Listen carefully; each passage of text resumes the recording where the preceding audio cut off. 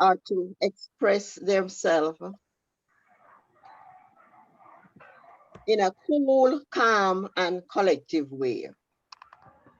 And I can say that because I might not be that person who at times express myself in that cool, calm, and collective way. And listening to them and examining myself, I know that I have to make some changes where cool, calm, collectiveness is concerned. And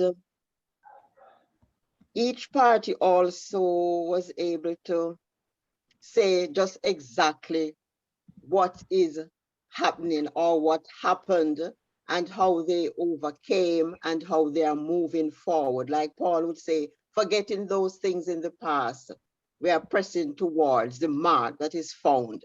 So they have been there from what they said, done that, and now they are pressing towards the mark that is found in Christ.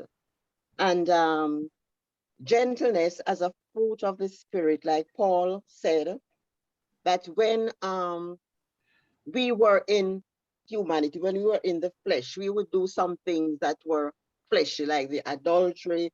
We might curse each other, we might be angry with each other.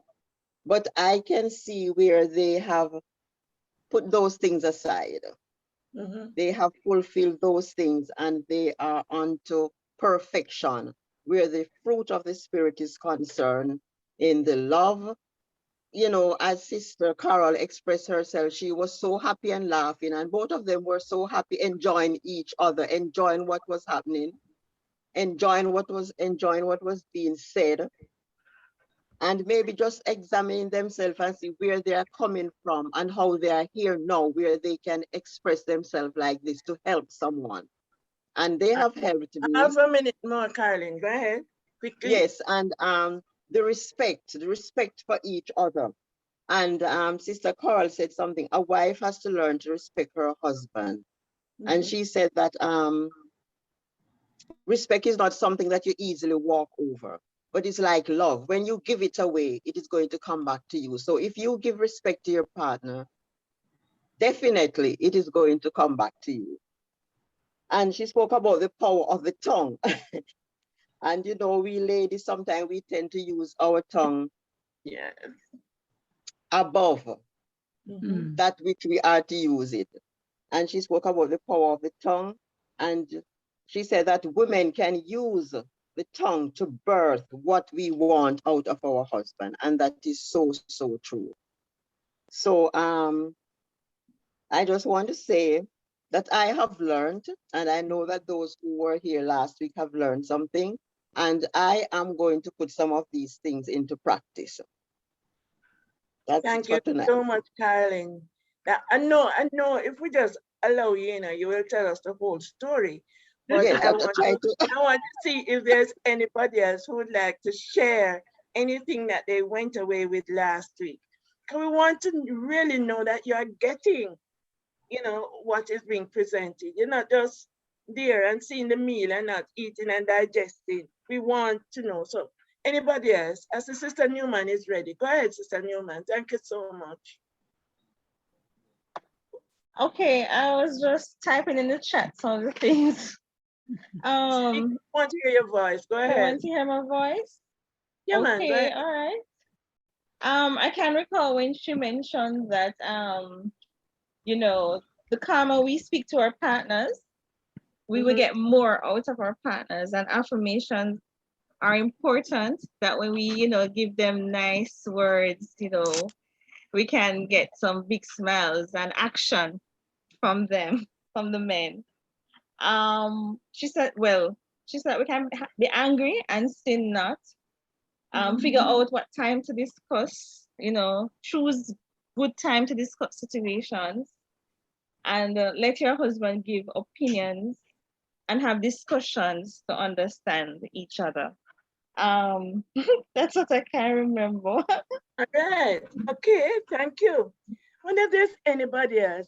I'm not seeing the name that I want to call. Is there anybody else who wants to give us a quick thing of what you went with? What did you take away from last week? Do I have to look in here and call names? Let's hear you. Yes? Lisa, were you here? No? Latoya?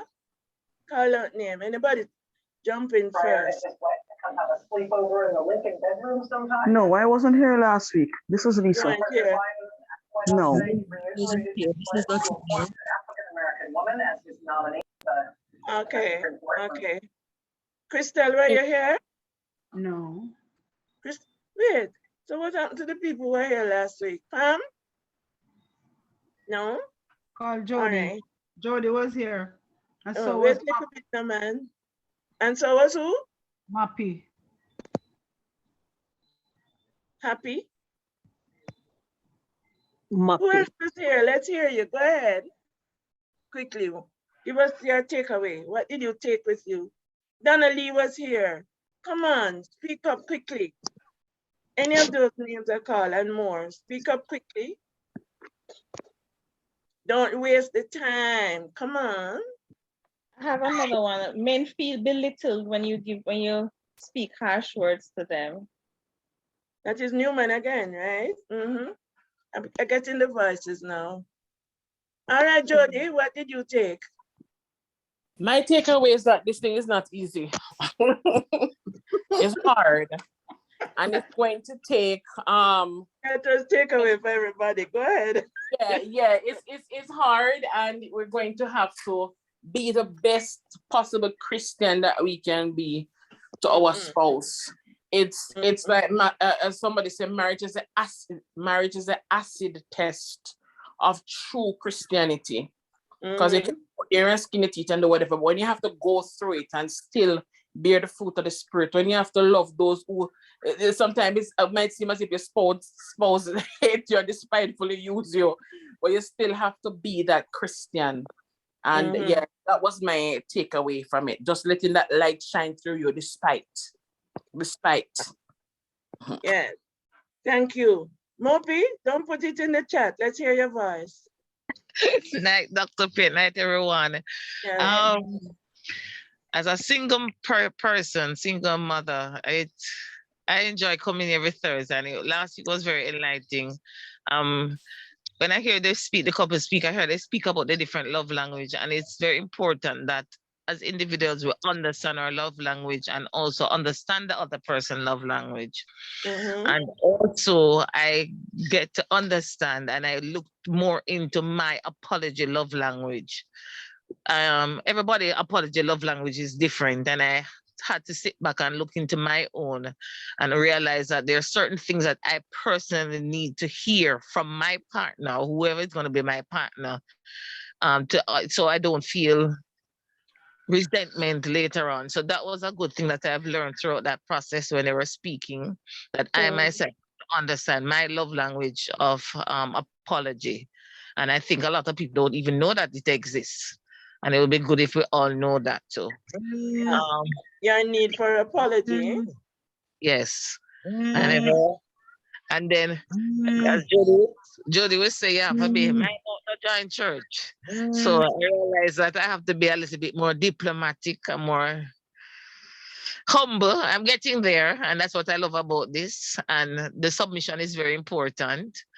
And if, as an independent woman, we just have to kind of check ourselves sometime. Yeah, we might have a little something, but sometimes we have to be humble and we have to be submissive and realize that a man must be the man and allow him to be the man. And sometimes we have to bite with tongue. We have to bite it. So, thank you. You say more than you were able to put in the chat. Thank you so much. And so tonight, ladies and gentlemen, we have back with us, and we couldn't but bring them back, Carol and Stephen, don't tell me, McLeod, right, who are back with us to continue and to, in a sense, complete what they started last week, because they opened the can of worms, so they have to try now to get them back inside, right? So we are continuing on the topic, bearing the fruit of gentleness in our marriage. And remember, gentleness is not aggression. All right. And so right now we're going to hear from Carol and Stephen. And after we've heard a little from them, about half an hour or so, we're going to go into breakout rooms. And guess what they planned for us tonight? And I'm sure Sister Newman and Sister Campbell, not Yvonne, her daughter-in-law, who have arranged this. You're going to be going into breakout rooms. So the men are going to be one way with Stephen, and the women are going to be another way with Carol. That sound good? You like that? Yes, miss. Open your mic and tell me yes. Yes, ma'am. Yes. I Okay. hope we have at least half a dozen men, Miss Dr. Peart. Yeah, man. Good. We should have, if it's even 3, we're going to go it up. All right. So Yeah. welcome, Carol. Welcome, Stephen. I know you have a lot more that you want to say to the general group. And then after, when we split now, you'll be more specific, you have time to share. So we're giving you another half hour now together to break up and share the way you want to. Say hello. Hello, good Hello, night, everyone. You don't come from foreign yet? We're here, we're here. We're Oh, here. yeah, yeah. Okay. Go ahead. here. Yes. Can you Good see to us? have you. Go ahead. Okay. Yes. Greetings, Dr. Peart, Lady Campbell, Yvonne Jodian, Lady Jodian. Good night. And everybody else. Everyone who's on this platform, good night to you all. All right, so we are, hold on. There she is. Okay, so we are on gentility part 2 for this week, and we had some ideas that we wanted to present to you guys in terms of actionable steps that you can take. Now, according to the Merriam-Webster dictionary, gentility means the absence of or being free from violence or harshness. So on a scale of 1 to 10, how free do you think you are from violence and harshness? Now, violence doesn't always mean that it's something physical, confrontational, injury. Violence can be an attitude, an adversarial stance that you take, right?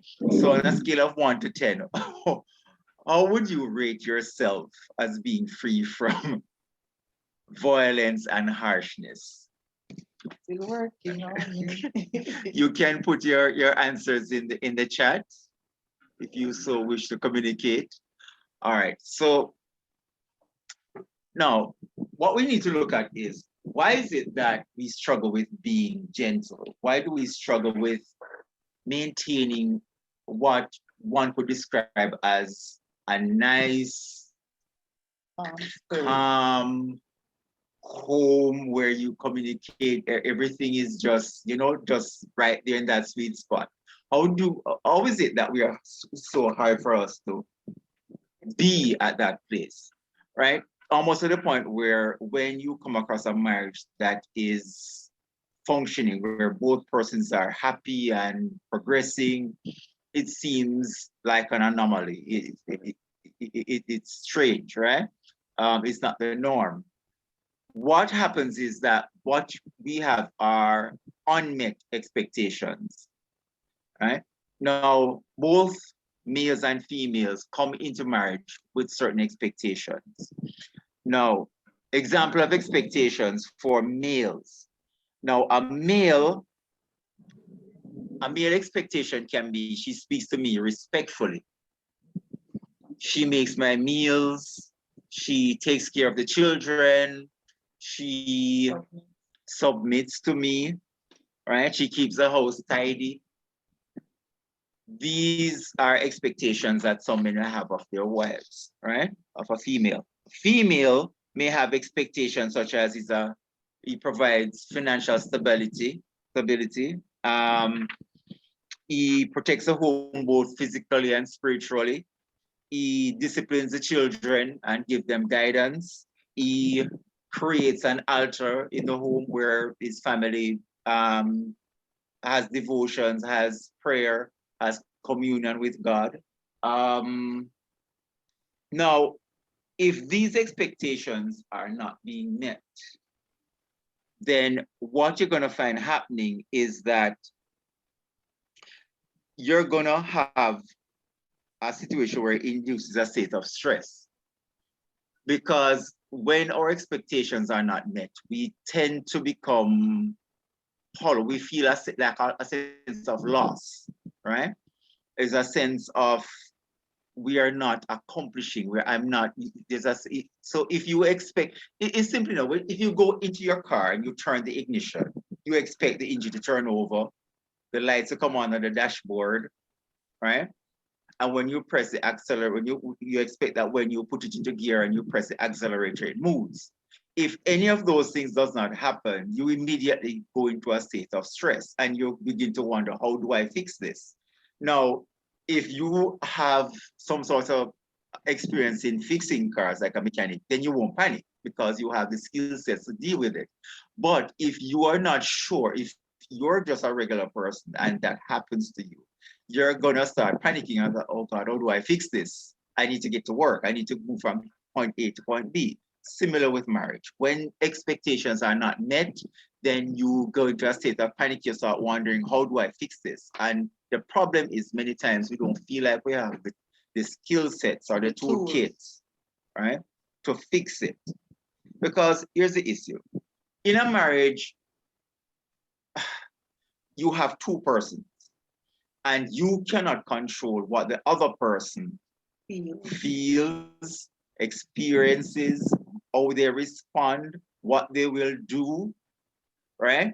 Now, some persons in marriage tend to think or attempt to, say, okay, let me shepherd my spouse into a particular way of behaving, a particular way of operating, right?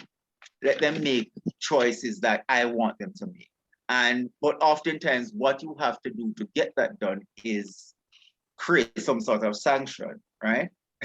I mean, and sanctions can come from like, if you don't do what me tell you to do, no sex, or I'm not cook for you, I'm not wash your clothes, I am cutting myself off emotionally from you. You get the silent treatment, right? But that is a short-term measure because eventually that is going to drain you. Keeping that up to try to get the person to do what you want them to do, that is going to drain you, right? And eventually the person is going to go back to their default state, because here's the thing about human beings. We truly do not like to think that somebody else is controlling us. There's a song that says good advice that you just can't take. Sometimes we get good advice. Have you ever gotten a good advice that somebody says, look here, you see a situation is, this is what's happening to you, and this is what you need to do. And after they explain, lay out everything for you, you're like, oh my gosh, this makes perfect sense. But it's like in your head, something in your head is like, no, you feel strings. It's almost like you're a puppet. And you feel like, this person is controlling my life. And a lot of people in marriage often make the statement like, I feel like I'm just being controlled. It's so controlling. Or she's controlling, right? And often they're saying this, they're expressing this because they are sensing like, like I'm a puppet on a string. They feel the string. Human beings don't like feeling strings. Human beings like to think, even if it's not true, they like to think that I came up with this decision and I am deciding to change, right? So when you are trying to get your spouse to change, you have to be careful. You kind of have to not, it's easy and instinctive for you to go in there with a sledgehammer, when sometimes what you really do need is a scalpel, something small, and we'll go in detail and just cut that one small fall, right? When a surgeon is going in to cut something, remove something that is small, he doesn't go in there with a big butcher knife. he uses a very small instrument that is very precise, right? So your spouse, right, that you are having a headache over, if you were to do a summary assessment of their characteristics, you'd be shocked to find that it's probably 2 or 3 faults that they have, right? It's amazing that if you're wearing a suit of white and there's a speck of dirt on it, just a small, it's on the shoulder, not even all that, you know. Okay, the minute it's spotted, you no longer, you no longer see that all the rest of the suit is white and clean. All you can see is that one blemish on the shoulder, and it drives you nuts. And you're like, you're not thinking of all the other good traits that your partner has, right? You're not thinking of the time when they stayed with you and nursed you and made whatever, made chicken soup for you when you were sick, and or the time when they waited out in the rain. Or if you really assess and look back at your marriage and think about it, we have very short memories, right? It's easy to remember the bad things and sometimes hard to remember the good things. But a lot of us, it's just a speck. And you go in with a sledgehammer trying to fix that little speck, that one little character flaw, and you end up creating more damage than good, right? So we kind of have to be careful in that way, that with our spouse don't feel like we're being controlling. Now, when your reality and your expectations are in line, it is easy to exhibit the fruits of the spirit. But, you know, patience, love, peace, kindness. When everything is okie-dory, the bills are paid, the kids are okay, nobody's sick, there's no crisis, it's easy for us to be, you know, display the fruits of the spirit. But when our expectations do not match up with our reality, that's when the problem comes in. And that's actually when gentility is actually really required, right? That's when it's tested, and that's when it is really required. Just remember, at every stage of the game, there's something we have to always remember. And you're going to have to remind yourself it every day until it becomes a part of your nature, that the fruits of the spirit must be exhibited at all costs. The Bible says, if you suffer with him, you will reign with him. It also means that there are things in our lives that we're going to have to suffer through. I think one of the problems we're having sometimes is the fact that we go into, let's use some simple examples. You married somebody who sings love songs, and he's the most unromantic human being you have ever met, because singing love song is his job. But when you went into the relationship, as far as you're concerned, you were getting the most romantic man ever. And that is the shocker for us. Many musicians struggle with this. Ladies see them sing and hear them sing, or men see the ladies sing and hear them sing, and they are so touched. And as far as you're concerned, that passion that is presented in the song is the passion that you're going to take home. And when they reach home, it's nothing like that. That is the problem with expectation and reality not meeting up. When you reach and you're married to a pastor who preach and says, husbands, you must take care of your wives, you must financially take care of your wife, you must do all of this, and you're home with him and he doesn't do that. He doesn't provide for his family. Expectations and reality not meeting. And so now you are going to have problems. This is the reason why you need to be married to a friend where you and him can genuinely have a discussion about what to do. Because like I said last week, I thought going into marriage, I always thought I was so calm and cool and collected. And I am married to a calm and cool and collective man that know to push my button sometime and drive me crazy.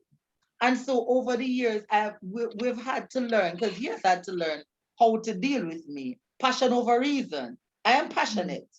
It works for him in many good ways, but it also works against him, because the same passion that, you know, is fun elsewhere is the same passionate person that will go off, you understand, will go off and get mad. Is the same energy. While on the opposite end, the same calm collective person that knows how to squash an argument.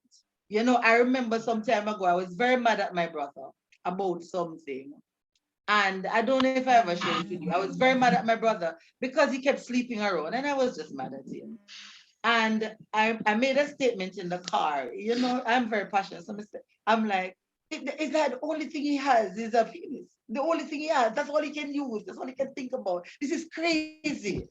And my husband said in a very calm voice with this silly grin on his face, he said, oh yes, it is a dictator.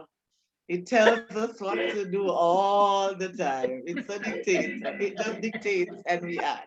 I have never quarreled about that ever because he painted that picture in my mind. And so I am more likely now to, which is where you have soft answer, turn it away, right? I remember just laughing and I have never talked about my brother in that way ever again, you know, because just the fact that he experienced, so that calm, rational, collective side of him works many times. You may not get him going off in the way you will go off in other areas, but then this is where balance comes in. This is where you teach him a little of your passion and he teach you how to stay calm in troubled situation. I'm telling you, I'm not sure what the experience is for everyone, but I can truly tell you this. For me, a lot of her personality rubbed off on me. And to my shock, some of my personality rub off on her. And when I see my personality in her, I'm like, oh my God, that's what that looks like. That's what that sounds like.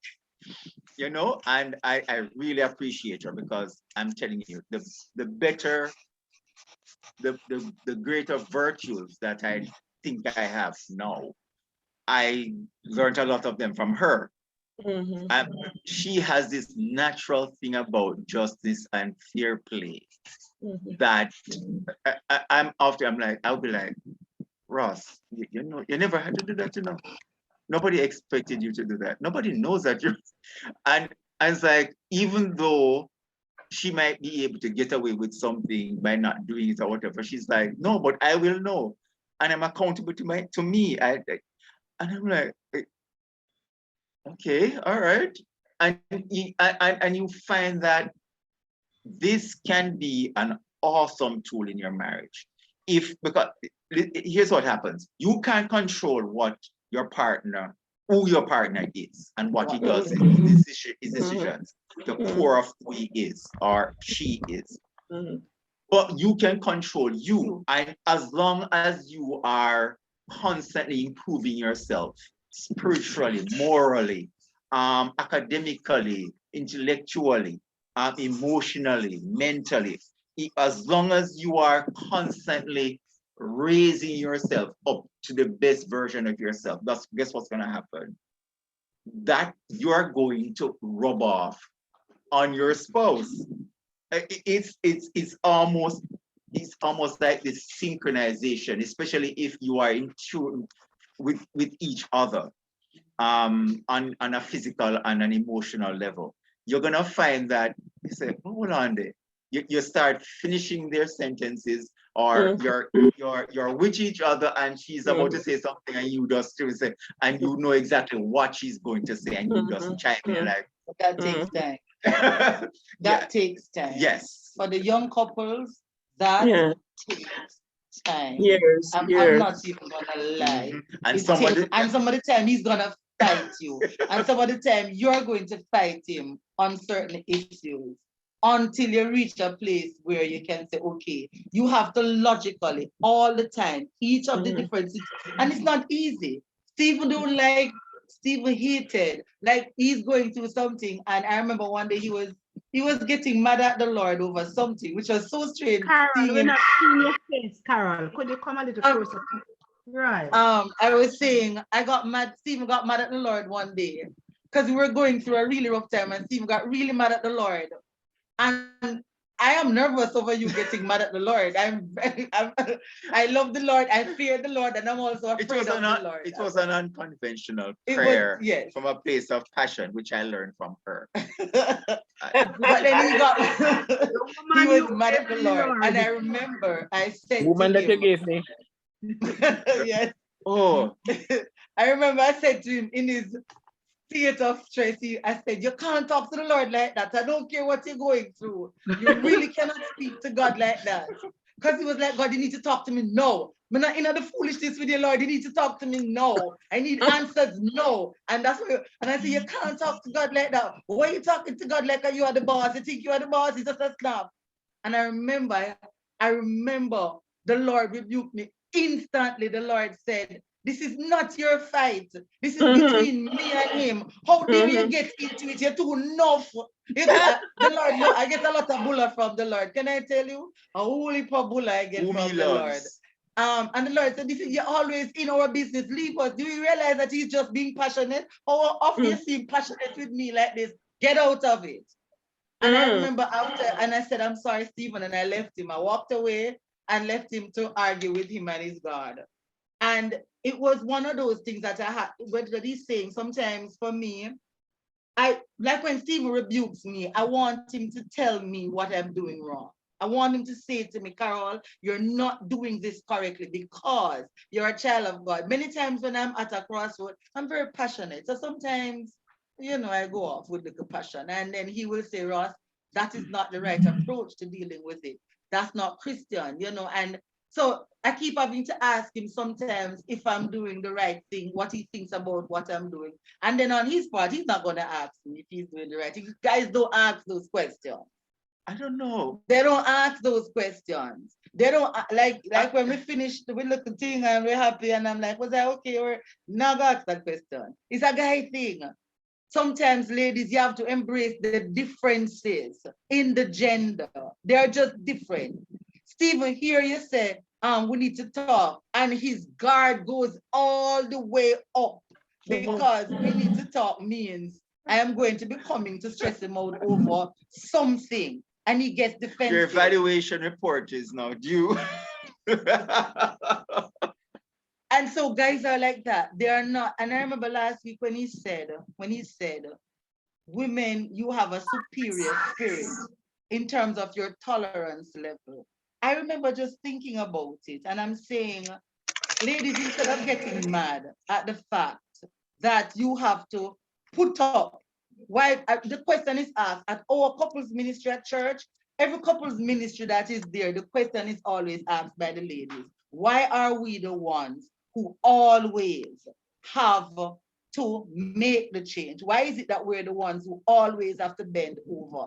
But they do bend over. It's just that sometimes we don't realize that they are putting up with some of my, like me. Sometimes he's like, calm, honey, just calm, just calm, just calm. You understand me? He's putting up with some of my issues. But one of the issues that we talk about, women always feel like they are the ones who always have to give things. Here is the thing. To whom much is required, much is given. And like he said, we have a capacity. It annoys us, but we have a greater capacity for love. We have a greater capacity for forgiveness. We have a greater capacity to work with those persons who are in our lives. Like I said, you never give up on your children because you brought them into being. You brought them here. Sometimes we have to realize that it is the same calling we have on our lives as it relates to our partner. No, I know that's hard. You're talking. Remember, my Sunday school teacher used to look at me when I get up in Sunday school class and tell her, I am not submitting to nobody. I remember when I was young, I would say, I don't know what submission means. Could you define that for me? I had a lot of attitude. I don't understand what you're talking about, submitting to this man. That was before I got married. And then as you get married and as you learn the language of love, as you learn what God is saying, that you have to exhibit the fruit of the Spirit, it's not an option. No, let me tell you, you're talking to somebody who struggled with it. It's not an option. it is something that has to be done. If you're serious about heaven, if you're serious about Christ, and it don't have anything to do with his behavior, Lord, do you know how hard that was for me to read? It don't have nothing to do with how he behaves. Sorry, you have a minute to complete. 5 minutes. Go ahead. All right. You still have to do what God asked you to do. This is where the struggle comes in. All right. There's a particular species of bamboo that grows in China. And this bamboo, what happens is when it blooms out of the ground, it sends up a little green stalk. And that's the only evidence you can say, okay, this bamboo exists, right? So it's a green stalk on the surface, and then for 5 years, it's like nothing real, no real growth you will observe. You can't see any real growth. Right? But what's happening is that bamboo tree is sending roots down into the ground. It's not growing up into the air, it's sending roots down into the ground. And when it has reached a particular depth in the earth and anchored itself and start getting real nutrients, it blooms in no time. That little bloom, right? Because stump of a bamboo shoots up in the air, way up, right? Now, I want to use that analogy to show you this, that young couples do not despair. If in the beginning of your marriage, you're gonna struggle with things that you're like, oh my God, you never expect. Why is this not fixing? I had this last year, the year before that, the year before that. Don't worry. As long as put it to God, and those roots, right? Your tolerance level, the other person's emotional, spiritual dimension, all of that is growing. And one day you're just gonna see the growth. You're gonna be like, oh my God, you remember when we used to fight over whatever? It's gonna become something to laugh about. You're gonna look back, and this is what you're gonna be able to tell other couples. Oh, don't worry yourself, man. You will be okay. Gentility. Right? But all of that has to come from a place of love and gentleness. And sometimes some people are not very easy to love. I remember asking the Lord to show me how to love in the true meaning of the word. And I sang that song with such passion for years. Show me how to love. She was setting herself in the up. true meaning of the word. Teach me to sacrifice, expecting nothing in return. I have failed that test so many times. I remember somebody came into my life and the Lord said, love him. If you can't love him, you have learned how to love. And I remember just really failing. And I remember even failing with Steve a couple times. I thought about running away, going to teach in America for a number of years, just run away and don't come back. You understand me? And I'm saying, you ask the Lord to show you how to love. I didn't send you a ruffian, I send you a very calm person. And you're still thinking about running. That is not of me, that's not of God. And then you see, when you have those plans, everybody going to come and offer you a job. Can I tell you? Anytime you do something wrong, the doors will open. Listen to me. Steve's mother wanted to go foreign. Every day she come ask me, tell me that I need to go foreign now. And I remember I said to her, if I go foreign, I'm not coming back. I'm running away from your son. And she said, foolishness, man, foolishness. Go on a foreign. And I remember all the doors open, but I know me. I knew I needed to stay put in order for me to make this marriage work, you know? And so being gentle and loving has to be two of the things that you work really hard at. Bible says soft answer turneth away wrath. So even if he says something mean, you have to hold your peace. Even if she says something mean to you, you have to hold your peace. The two only cannot be at the same time. When he's angry, I just hold my peace. I bite my tongue when he's angry. I bite my tongue. I don't answer. I bite my tongue when he's mad. I said nothing. And when I am mad, he does the same or crack a joke or something.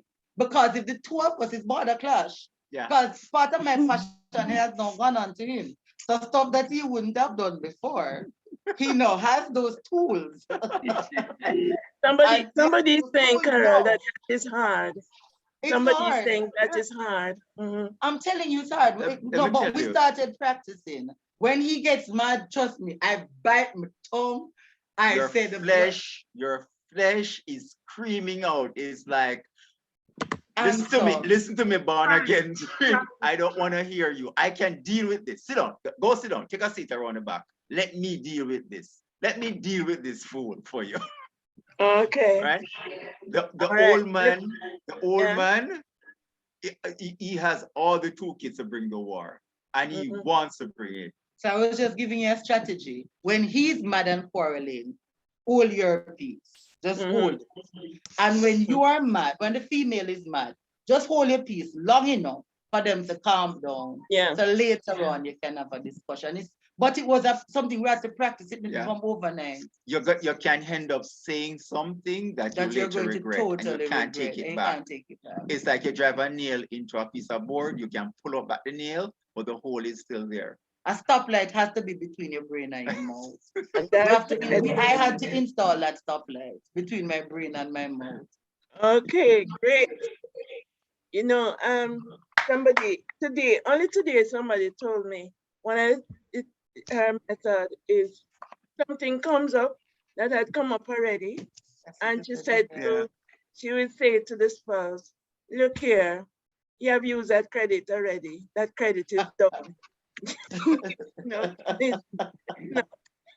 That kind of thing, you know. But the thing though, Carl, in terms of the men, one of the things with men is that they fix things according to them. It's fixed. You might want to have a conversation or a discussion and say, "Is that you're talking about? Come on, again." So as far as he's concerned, it is fixed and it is done. But not just because you said it once. Right. The woman, yes. The female wants to have it through. So we have heard another more than a mouthful, you know, and I just want to acknowledge our couples ministry leader, Sister Jillian, is online from Emmanuel Apostolic Church. I just saw her come up. So I just wanted to acknowledge Sister Jillian. Welcome. And Bishop Thomas says hi to tell you all hi. And to tell Evangelist Campbell hello for him. Yes, he said you go way back. That's what he said. So I just wanted to deliver that message. Oh, wonderful. I'm not sure if anybody is from our couples ministry is here. But Sister Jillian just wanted to make mention of the fact that I see her online. I feel honored, Sister Ross. I'm honored to be here. I think Tanika is online, Anisha is online. Okay. Okay. Great. Awesome. Great. Awesome. Okay. It's going to be It's going to be time now for us to go in the breakout room, because there's a critical question I think that most persons want you to touch on, and it's the whole matter of gentleness in the lovemaking and in the sex life. You know, I think that this is critical, because I think I was saying in Jamaica, oh, you know, slam bam. Thank you, madam. And not even thank you, ma'am. Thank you has become a courtesy. Yeah. So, Dr. Peart, there's a culture. I think there's a growing culture, especially among the younger generation, of agony and roughness. Sometimes when Dr. Peart, you and I would go back to health and family life teaching, and when we ask, like, you know, dealing with some persons, what are the names you give to the male sex organ? And they would tell you jackhammer, anaconda. Anaconda, yeah. Where the men in the group, wood.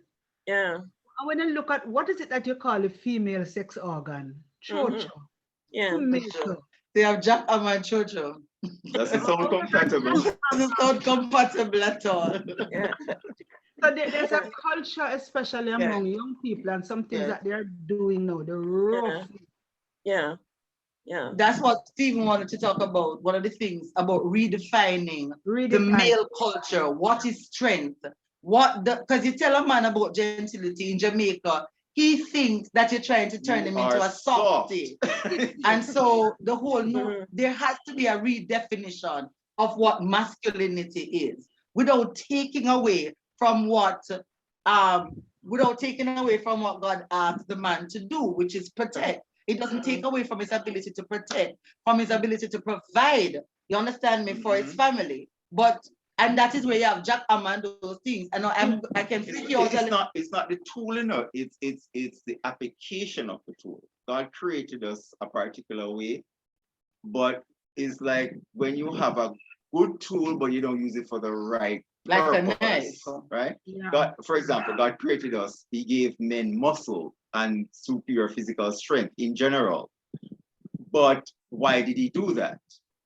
Right? So when you know why something, in science it says form follows function, right? Simply put, you don't drink soup with a fork, right? Because that is not fit for purpose. So when men figure out what their purpose is, women have far less problems with them. Okay. Many times the problems we create is because we don't know what we are here for, what our purpose is. And I'm now wondering how many men we have on the platform to know whether this breakout room is going to help. If what you're saying there now is something that you wanted everybody to hear, I'm wondering how many men are on the platform. Can anybody help me? Newman, you can help? Do you know? Or should we go ahead with the breakout, Yvonne? Yes. Yes? Yes, Okay. you're ready for the breakout rooms. Wonderful. You had also asked at the outset your level of gentleness. Yes. You know, and I don't know if we have any response that you can give. Was anybody taking a check? I think I saw some people responding in the chat. I saw somebody with an 8. I saw somebody else 4 to 8, 4 to 8, you know, and somebody 0.5 to 7. Or you work out that only they could tell us. You know? It is decent. Yeah, it is decent. It is very decent. Dr. Peart, I put 4 to 8 in the chat. Yeah. And probably mind you, some of what Steve was saying, because it's easy to be gentle with somebody who doesn't know, and they know that they don't know, like a child. But when it's an adult who knows or doesn't know that he doesn't know, I mean, you don't want to call him a fool, but he doesn't seem to know that he believes he knows when he really doesn't know. So I find that sometimes my ability to be gentle is determined on who. If it's the same thing I'm telling you, 45 years, my husband is on, but I think in dozing out. If I'm going to tell you 45 years, stop, leave the socks in the settee. You think so?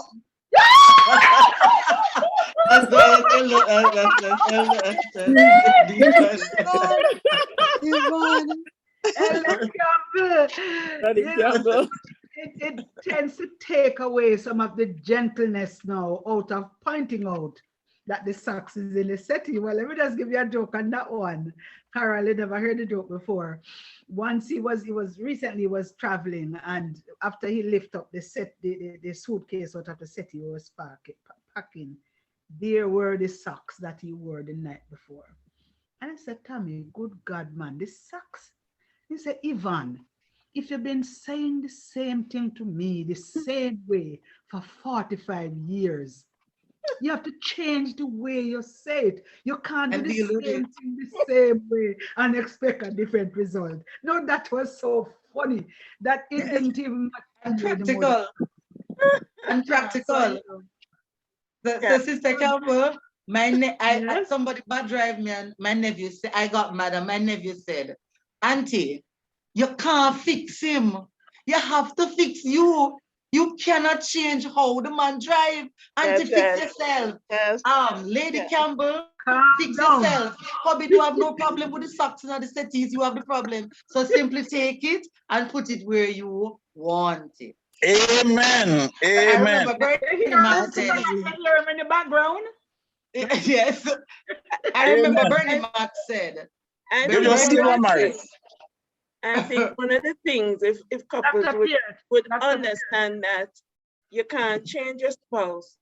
Can't. You can He change wants to, you. he And wants to sometimes defend in himself, changing Dr. you, Beard. it sets the tone for him, you know, to see Yes, the yes, yes, yes. Eva. He's trying Sorry. to defend himself. Go ahead, Elder. Okay. No, I wasn't trying to defend myself. No. I thought you were saying I quite something. agree with her. You must just take up the socks. Who must I take up the quite agree socks? with her. She's a very wise woman. Just take up the socks. I don't say nothing. Let me see when you're married. Just take it off From the socks. after 45 years, just take up the Is that a socks. high price to pay? Is the only fault to have? You I see don't now? know that perfect. Respect. Wait, so that's respect that Stephen spoke about. Lady Campbell, that's respect Stephen spoke about. Oh And my that's not God. easy. We're not pretending it's easy. No. I mean, if you think about it, a little piece of splinter on your fingernails is very, Painful. very painful. But it's still a small little speck, right? So just for your mental health, pick up the socks. Bernie Mac made a statement some time ago. The Bernie Mac that died, he said, who says that I had a premature ejaculation? I came when I wanted to come. That's right. You are the one having a problem with how long. And so now it is your responsibility to tell me how long I should stay because I like 1 minute. So don't fight with me about pre. I came when I was ready. So I am simply saying 2 persons are different. And so you are going to have to figure out how you're going to get your spouse on the page with you, same page. And if I'm not coming on the same page, he doesn't want to change his socks. There's 2 issues that I had with Steve, and it's only this week. It dawned on me. Your work, I always tell people, over the years, there's 4 things we fought about. 4. And it dawned on me this week. I was about to get mad about one of it, and it dawned on me. I don't really want to change it. All you doing is hotting up your head. He doesn't want to change. Yeah. Let it be. Let it. And I said to myself, you know what? I am done fighting with him about this one particular issue. Let him sort himself out. And the other reason, ladies, we're going into the breakout rooms because there's some stuff I would have talked to ladies We need to know the difference in terms of names. So some persons don't have a name to know if it's a male or a female. So we need to know the difference. So can you rename your device to the FRM so that we can identify you? Mr. Newman, you may have some persons like the Rosses using, like the McLeods using. No, Mr. Mac went online with his own phone as well. So you can look at Stephen So you need to advise McLeod. the men to change over. Yeah. If they can. If they can, yes. If not, when the women go into the men's room, let's keep quiet. So nobody. Exactly. Okay. If you're on your spouse using one, if you're on your spouse using one. So you're ready now, Sister Newman? Yes, so the break is 30 minutes, right? Oh, Yes, sorry, Sister 30 minutes. Can't 30 you name minutes. the breakout room as male or Lorraine is doing it. female? She's not opened as yet. She's gonna open it now. Yeah, I'm just wondering if when you open it, you could actually name the breakout room. So if you're a woman, if you're female, you click the female, and if you're male, you click the male. So come here and male, you see where to click, just join. It doesn't have to be male or female. Just join when you are asked. If you are a male, Lorraine, room 1 is female? yes. If it comes to you, then that is for you. You're a female. Oh, when it comes to you, that's your room. That's the room you're to go. Just accept the invitation. Okay, all right. Thanks, Lorraine. That's how it's done.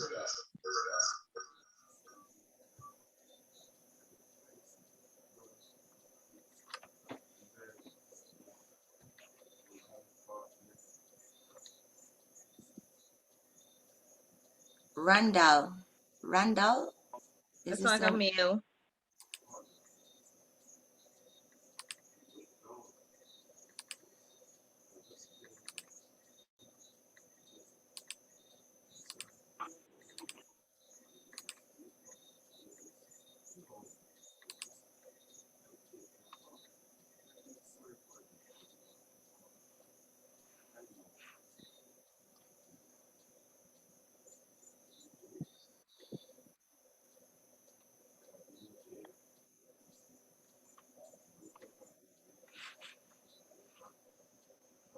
A, are you a male or female?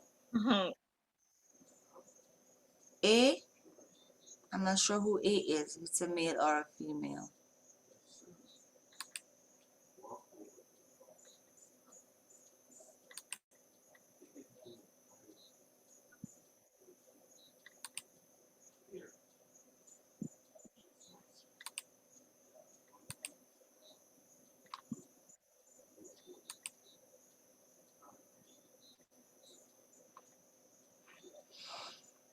I guess some person will not join because their person still, I'm not seeing her name, Elder Campbell. Grandpa? I want to join. I want to join. Yeah, but I'm not seeing your name on my list. I'm wondering. This one, Elder Campbell. I'm looking for it. But Jason, your device is in room 1. Jason Campbell is in room 1. You see Jason's name on it? Yeah, in room 1. I'm not seeing his name on mine. I wonder. Crystal, listen. Okay. I didn't get a request as yet. I'm seeing them. I think it's coming in stages, Crystal. Right, Laura? It's coming in stages, right? The request to join? Yes, I just saw the list. I didn't see earlier. Okay.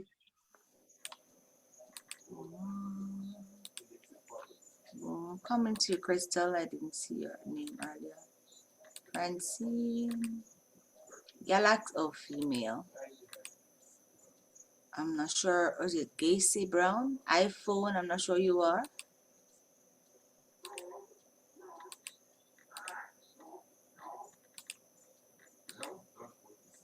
Hi, Jody. There you are. Joy.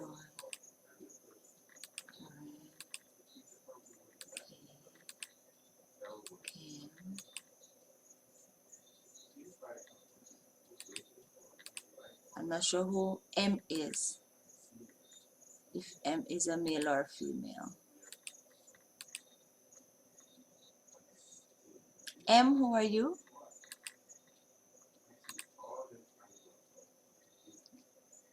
Gayesi? Is it Gayesi? I'm assuming that is a. Hi, Kim. Others are there, but they're not joined.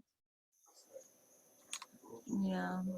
What I usually do is put them from one room to the next because their names are on the other rooms, but they're not actually joined. So room 2 is for the male, you said, Lorraine? No, room 2 is for the female.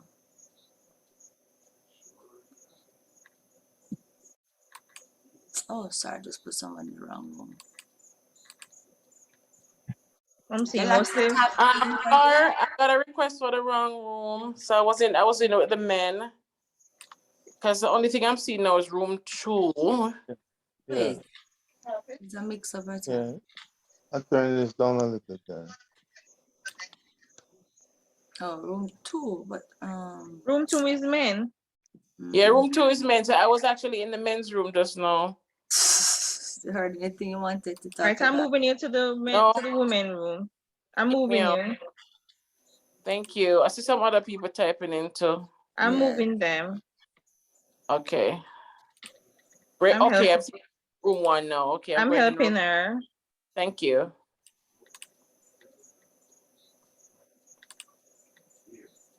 Ladrick. Oh, I should have moved Ladrick. Ladrick sound like a female. Let's go move some of the men then. Yes, Kim, so sorry, honey. Ooh. Is it Kim S and Kim? Cliff is in room, into room 2. Michael Wallace. Oh, mix up. It's a list of. What you have to do is move them like from one room to the next to let them get Yes, in. and I know what I know. Walters is what? Male or female?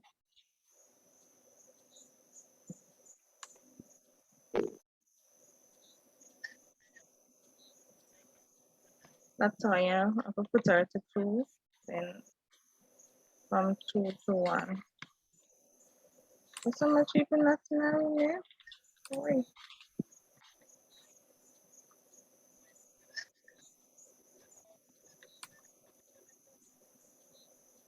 We transfer them, but they're not accepting. You need to accept when the request come, accept it.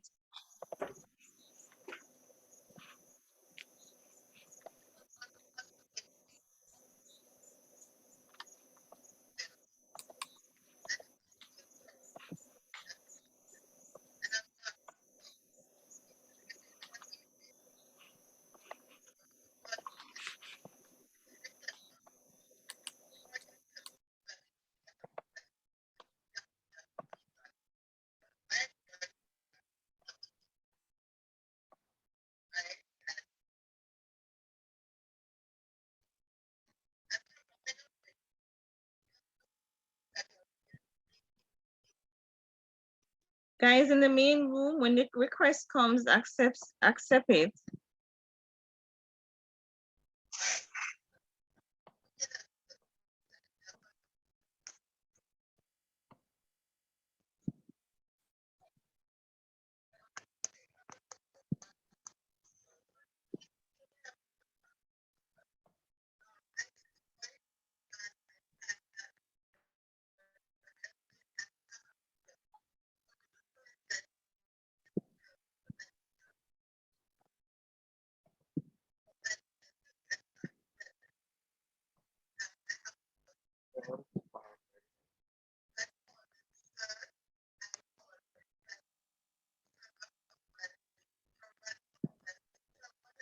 Blessings, Walters went into the wrong room. Walters is a female. That is it, we can't tell. It was just sound like a male. I'll put her in the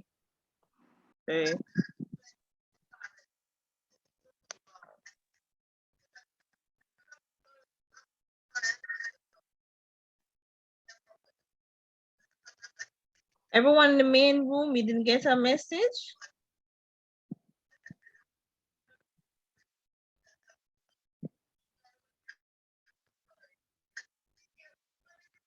Galactic Tab A, are you a male or a female?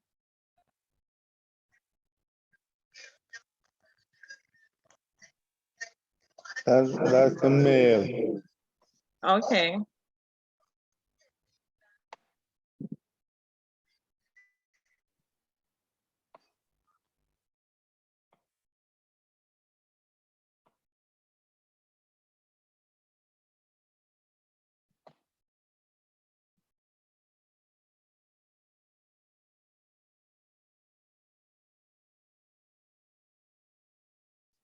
Julian, you're not getting a message?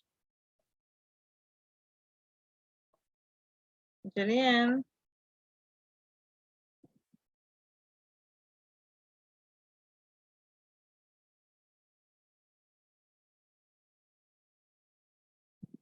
Donna, are you in Donna Mighty Moore?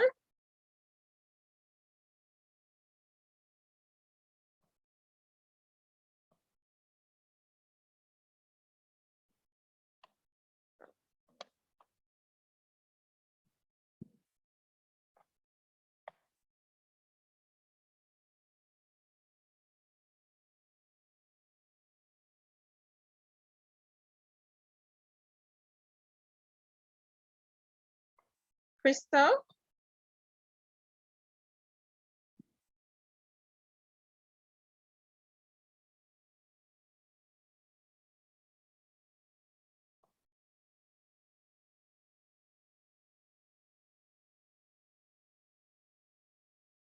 All the person in the main room, we have been sending you into room, but you're not accepting. Anyone here hearing?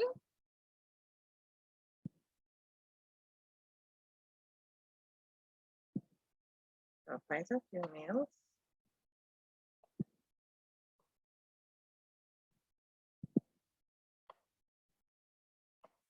Should have named it female or male.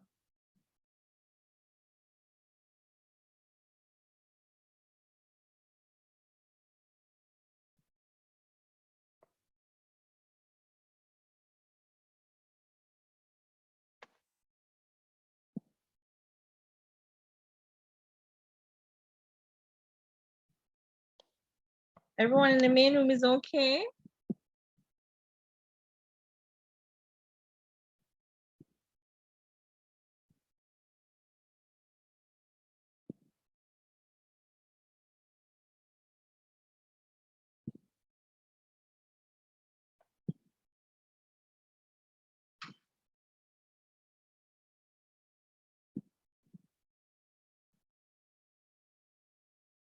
Yeah, what a few minutes. I need to go in the room. This Crystal, are you hearing me? Crystal, Donnelly, Ledrick, M, Galaxy 821, are you hearing me?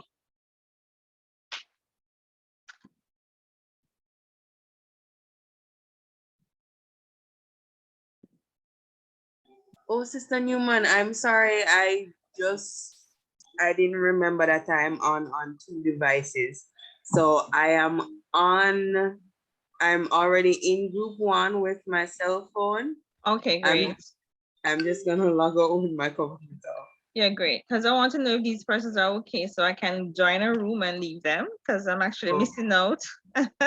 Okay.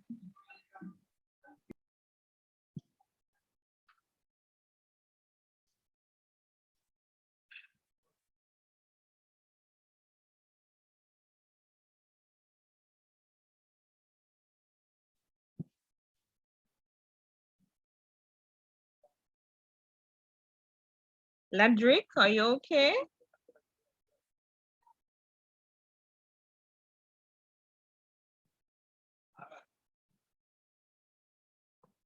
Crystal. All right, I'm gonna join this room.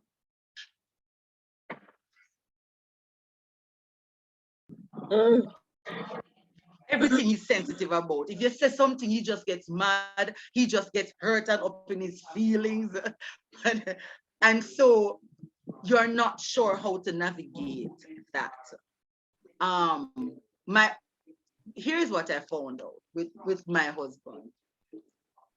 He will get very quiet whenever he's hurt or whenever he thinks you have crossed the line. He just stops talking, and then he will do that for like all a full day. Just don't talk, and then you will know that he's upset. There are some things that if I say, it's like a trigger. I remember if I said to him, like, you know, the people that know you're soft, that's why it's so. That would offend him when he says you're soft. Like if I use the word that they know that you're soft, that's why they did that. It would offend him in the worst way. So one day I said to him, honey, that's your charm. Do you realize that because you are calm and soft and gentle, how you rub off on me, how many times you get me to stop? How many times you just touch me on my hands and whatever crazy stuff I'm about to do, I stop? How many times you go into the barbershop and there's a war going on, and every single time I sit down there admiring my husband's ability to deal with these people in the barbershop, he would just say one word and the barbershop just gets very quiet, and then he starts ministering. He takes it from a place of just talking to them about human stuff, and then he takes it to talk to them about God. I'm saying, how many times do you do that? How many times you're at work and you said something to one of the ladies who is angry, and she just gets soft and sit? I said, when I say you are soft, it's not me putting you down. It's me acknowledging the strength that you have. I remember him going into a wholesale and this lady was behaving so bad, and she was using a lot of expletives using the female genitalia. And my husband said, you know, I'm so disappointed at you. That beautiful instrument that God gave you women, that we are dying to have, you're using it as a weapon? Come on, man. What a wonderful instrument. It's not an insult, it's a gift. And he started clapping her ass out, and I meant the wholesale just erupted. And she kept saying, so we are saying, I want to give, brethren, and then even when we were finished buying, she kept saying, you know, easy, you know. But I say, how we give, because for the first time she saw her instrument as a gift from God. So I keep saying, Steve, this is your gift. You have a way of making people calm, of finding the humor in the worst situation. And if I say soft now, he says nothing. He's okay with it because he knows it's not coming from a place of insult. You understand? Yes. And so men get up in their feelings. The person who asked me the question, men get angry when they don't feel that they are in control. When you're touching something that hurts their core, they will not even tell you that this is something that bothers them. They will not tell you. But then you say something and they get mad because this is where they feel that they're failing. This is where they, especially, like old ladies who go and eat ice cream and talk to each other and cry. They don't do that. Everything is internalized, and then they have, that they have a number of rooms, and they just lock that one in that room and lock the door. That we live in an open floor apartment. Everything is in one room. So we can see all of it, no? They take the thing and they put it in one room, another thing they put in another room, and it's locked. Yeah. Okay, can you some help me with the questions in the chat, questions? Carol. All right, let me see some of the questions. All right. Can somebody assist me in terms of reading some of the questions? It's only 2 minutes to the What break do you- as well. Okay. Which one you want to ask? Gentle words are like tree of life. Harsh words are death. Yes. And let me tell you something, ladies, we really kill them with our voice. While they can probably kill us with their fists, our mouth kills them. Believe you me, you can mess them up for years just by saying the wrong thing. Yeah. So watch your words. Yes, you have to. Like I said, you speak, count to 10, count to 10. And yes, 8 out of 10. The 80-20 rule. Many times, many of your husbands are 80. And just the 20 you seem to focus on, and then the 20 drives you completely crazy. Let me read for you, Sister Ross. Yes. What do you do when your husband? Are you reading, Jody? Sure, go ahead, Mom. Your husband on the corridor.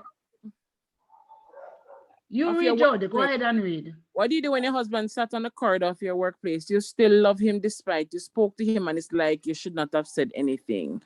That's one question. Another one is my husband and I had a heated debate about happiness. Is it primarily my responsibility to make him happy? I believe that I should contribute to his happiness, but not be the only thing that makes him happy.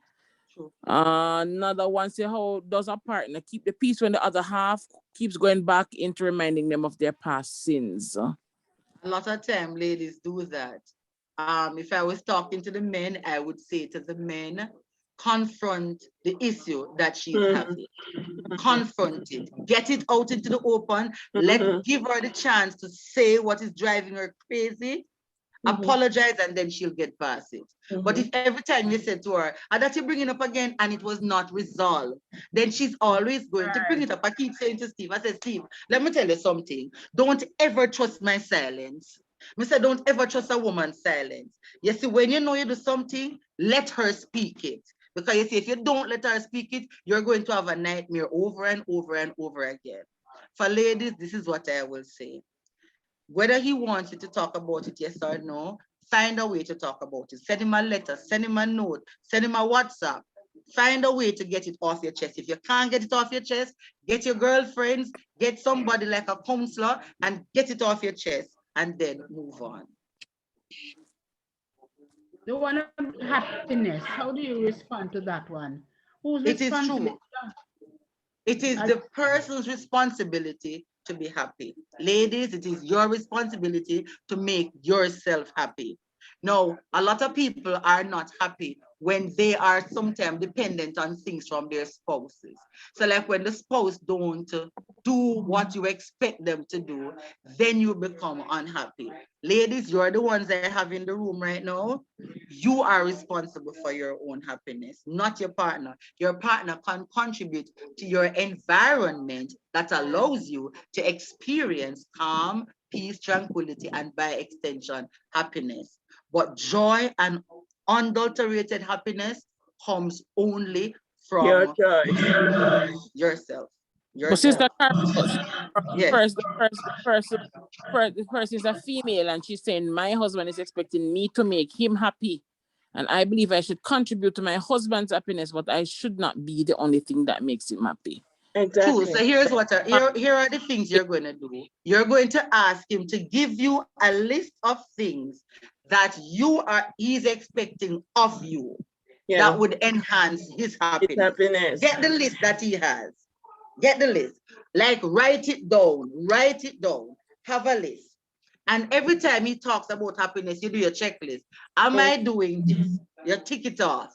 Tick it off. Then I am doing the part I need to do to enhance your environment that should make you happy. Now the rest is left up to you. Okay. Somebody else mentioned that their husband is okay, and we are to deeply love when your husband say to you that the car is his first priority.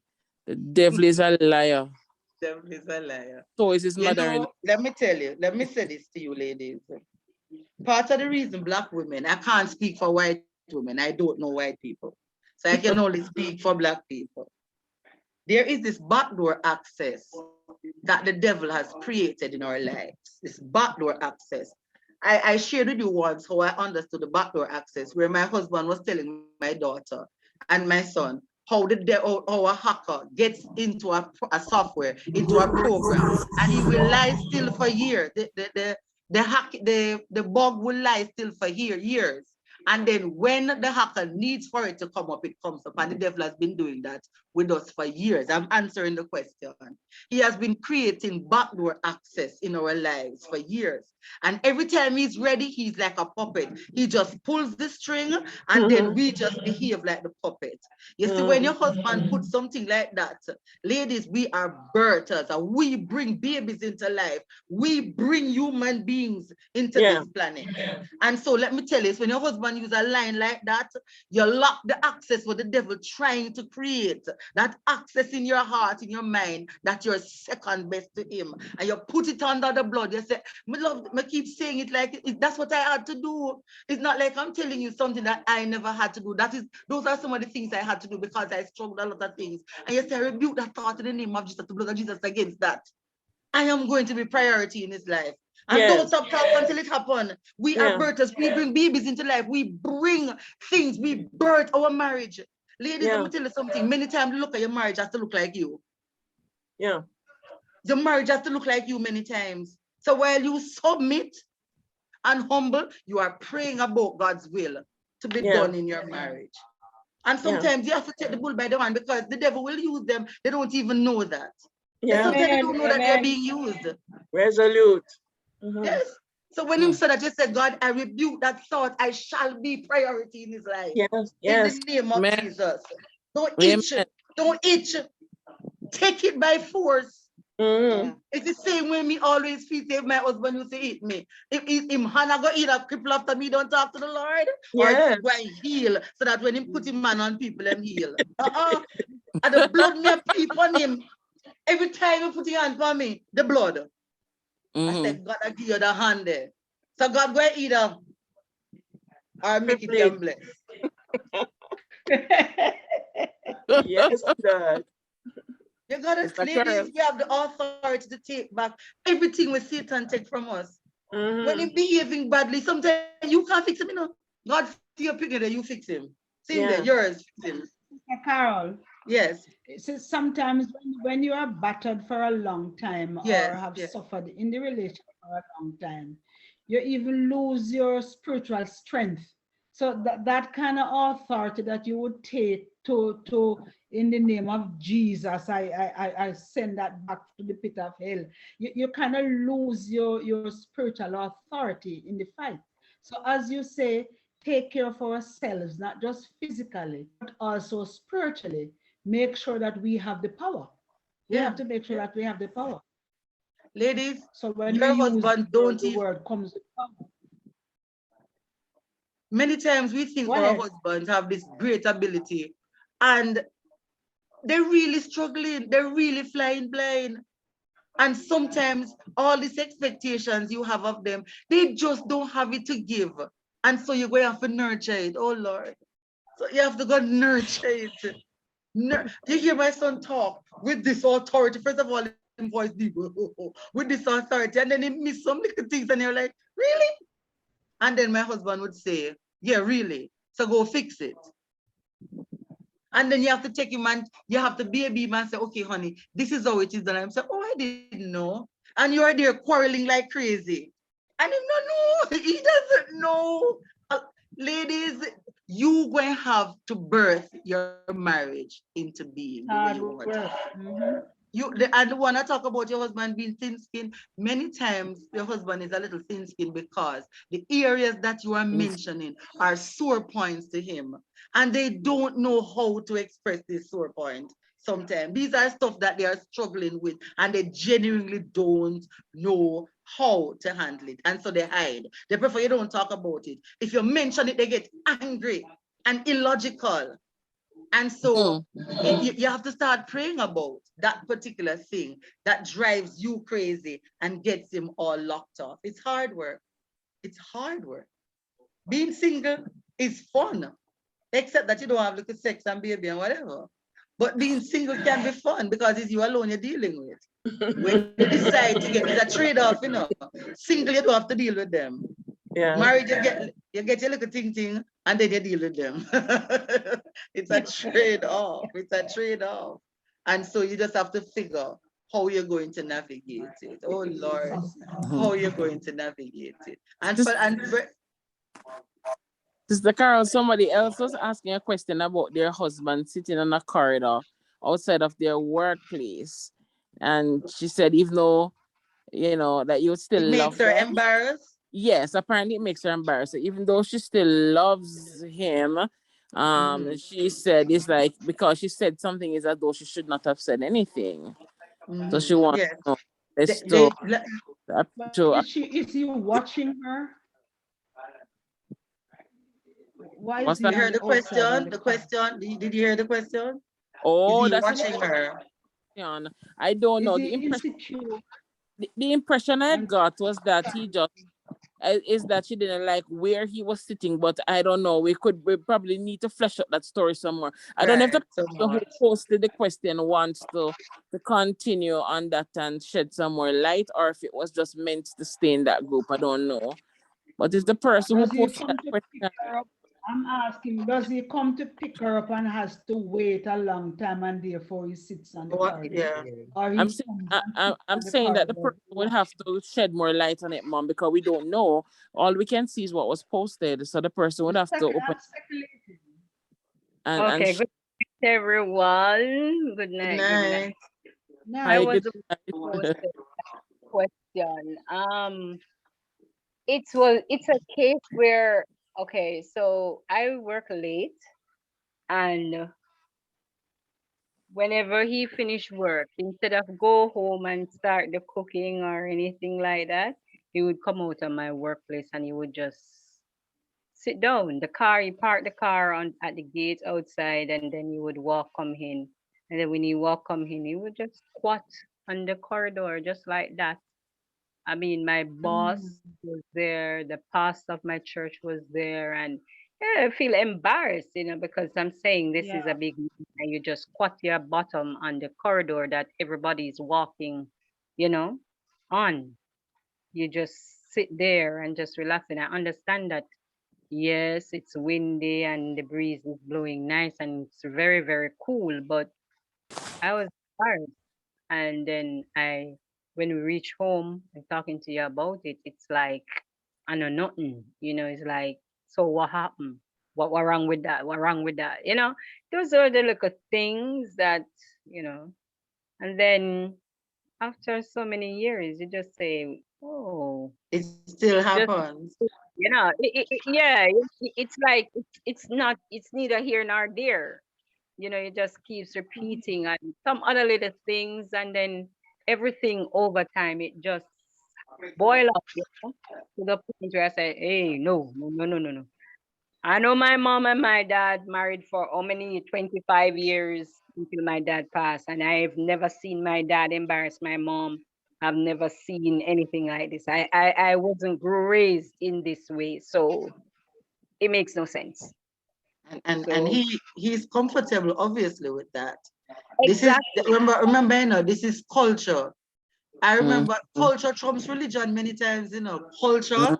The way we were brought up trumps religion many times, trumps right and wrong many times. It's just our culture. And that obviously is something that he's used to doing, just sitting there. That was a tradition in his group, here with it. And so he's not able to see what is wrong with that. No, when you talk to him, do you talk to him with aggression? How do you talk to him about it? Honestly, when I normally talk to him, he would talk and say it's not the students at your school you're talking to, and I'm like, how did I talk to you? You Yeah. understand? Persons in the home, like my daughter or my son, they would say, but I don't see how you talk to him. Why you should say that? You Yeah. talk. It's not your students he's talking to. I mean, Mhm. it's just, you're wondering, and you're like, my daughter is in the background. You may hear her. She's laughing, Yeah. So she picked up Does on she it. talk to him about it? No, I spoke to him about it, No, I'm asking you, is your daughter embarrassed by that as well? No, she wasn't there at the time. She wasn't Can there. she But talk to him about it? I don't know. I find that when my daughter corrects my husband, he responds very quickly to my daughter saying, Daddy, this is just inappropriate. Daddy, listen to me, Daddy. I don't know if your husband is inclined to respond, but I find that when my daughter and my son talk to my husband about something I was talking about, and she gives her perspective, he's like, okay, ma'am. And 9 out of 10 times it's not done again. So one suggestion would be get your children involved in terms of that. Is he a Christian? He's an Adventist. So listen, part Should of be. being a Christian. Yes, so you need to. Well, the thing is, I don't know. I think it has to do with how he was raised. How he was raised. Home. He was from one children's home to the other, but he has friends that I met and they're not like that. You understand me? But the thing that they said to me is that they read a lot. You understand me? They read a lot. But they said most of their friends don't normally turn out to be, this way or that way. You have But to Sister have. Carol, could we be protective, Sister Carol? Do you, Valerie, do you think he's trying to protect you by sitting out there waiting on you, watching over you? Does he drive? Is he waiting to Wondering pick you up? that. No. Wouldn't he say to her? He would say to her. He would tell her that is his way of watching over her. I think that's just tradition. That's just history. That's just culture. And so if you say to him in a calm manner, when you bring it up, not at the exact time, but later on, sometime by itself, and you say, honey, I know you're comfortable sitting there. And this is not me arguing with you about it. This is just me asking a favor. I honest to God don't like it when you sit there. So I'm going to ask you not to sit there just for me. Would that work? No, I can't call him honey or any of those. Call me Oliver. That's my name. What's that? Trust me. Well, listen, you just may have to love Oliver as Oliver is, and then pray for Oliver. No, I just, but I've moved on. I've walked out. I couldn't take it no more, so we just had to leave. Oh, you broke up? Yeah, I walked out. Partially starting life all over again. 14 years of it now. I can't go no more. One can only do this. You know, you can be in a marriage and be incompatible, unequally yoked in terms of just your basic belief, your basic relationship with God, the way you see God, the way you see the world, the way you see life. And so sometimes there is a level of incompatibility, and so that's what you're experiencing. But I still think, though, as it relates to marriage, a lot of prayer really do need to go into marriages to see how best you can navigate. Both of you are obviously just different. You have different values, different core values. And so this is the end result. This is the choice you have made, have taken. However, it would still be nice to pray about it. And like I said, I understand incompatibility. I understand that. Understand incompatibility. But my daughter, pardon me? If my daughter even reach out, and she will talk to him or anything like that, and he just behave as if, whatever, No, I know I didn't say that to cooperate, but I'm saying, you understand me? You're saying you have situations where the husband will just not change. For no Just reason. That's what you're saying. when I sometimes go, I invited him to counseling, and he's like, he's not going because there is nothing, nobody can change him. And that the man say, nobody can change me. So it no make no sense. Nobody not change me. I mean not change for nobody. You know, and so Yeah. all of I'm like, Yeah. Yeah. nope. Carol. Yes. Carol. Yes, I'm here. I'm just wondering if there's anybody else on the in our group, and I'm seeing Janet with her big smile on her face. She's worked with a number of families in different places, and I just wondered if anybody else, especially her, has any take on anything that we have said before we move back into the plenary. Are you there, Janet? Yes, I'm here and listening intently and just reflecting on the whole idea of us women and how we handle our marriage situations. I think often, well, I have a tendency to think that oftentimes, and I might get in trouble for this, but it's how I think. Oftentimes we women spoil the men in our lives. I understand that women ought to be submissive. I also believe that it is the way the Lord wants it. But I also think that women need to be more assertive, more respecting of themselves and assertive. Somebody used the word assertive. Did I hear that? Yeah. Yes, yeah. That's the thing. I think oftentimes we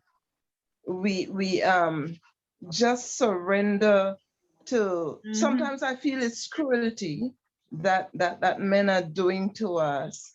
And because we have been given that word being submissive, which I think very often it is a misconstrued word. I don't think it meant being a doormat for anybody. We allow ourselves to take that kind of stuff. And I think men would respect us better if they tend to see us as, like I know there are some men who like women who push back. Once the woman seems to be passive and taking the kinds of stuff that he does like that, they just continue to push back. And so I think what we women need to do is to find a place where we can understand a little better of who we are. I like the idea that the hostess was saying just now, that you create your own happiness. I believe that to my heart. Don't sit back and wait for your husband to do this or do that. You get up and you do. So, I mean, I understand the cultural things. I myself, I grew up in a place where you have to humble yourself in front of a man or that kind of thing. But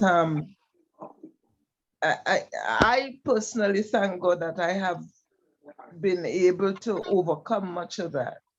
I've been hearing recently of a family in which the wife must cook for her husband every evening, whether she's tired, not tired, whatever, but she must cook because he not eat rich food. So I am not one who will do that. I mean, I had to find some way to let my husband know I will not do that. And I think if he loves me enough, then he wouldn't want to treat me as a slave to him. So there are dynamics within every marriage, and I think it's only the woman and man who have to, well, it's the two of them, who have to find ways to better improve themselves and their marriages together. So I don't know if I say anything that makes sense, but those are some of them. Let me add to what you just said. Let me add to what was just said. Sister Walker? Sister Walker? Yes, ma'am. Okay, let me just add to what you said. You see, there is this thing inside of all of us. There is this thing that everybody has, this uniqueness that everybody has. And so for ladies, that uniqueness has to be I am above certain things. I'm above petty. I am above what you are doing. And so you have to carry yourself with that aura that says, I don't really suffer fool. While I'm gentle, don't mean I suffer fool. While I'm gentle and I'll show you respect, this is not who I am or what I want. And you are going to have to hold on to that, because if you're not careful, you're going to be brought down by whatever it is that they're doing.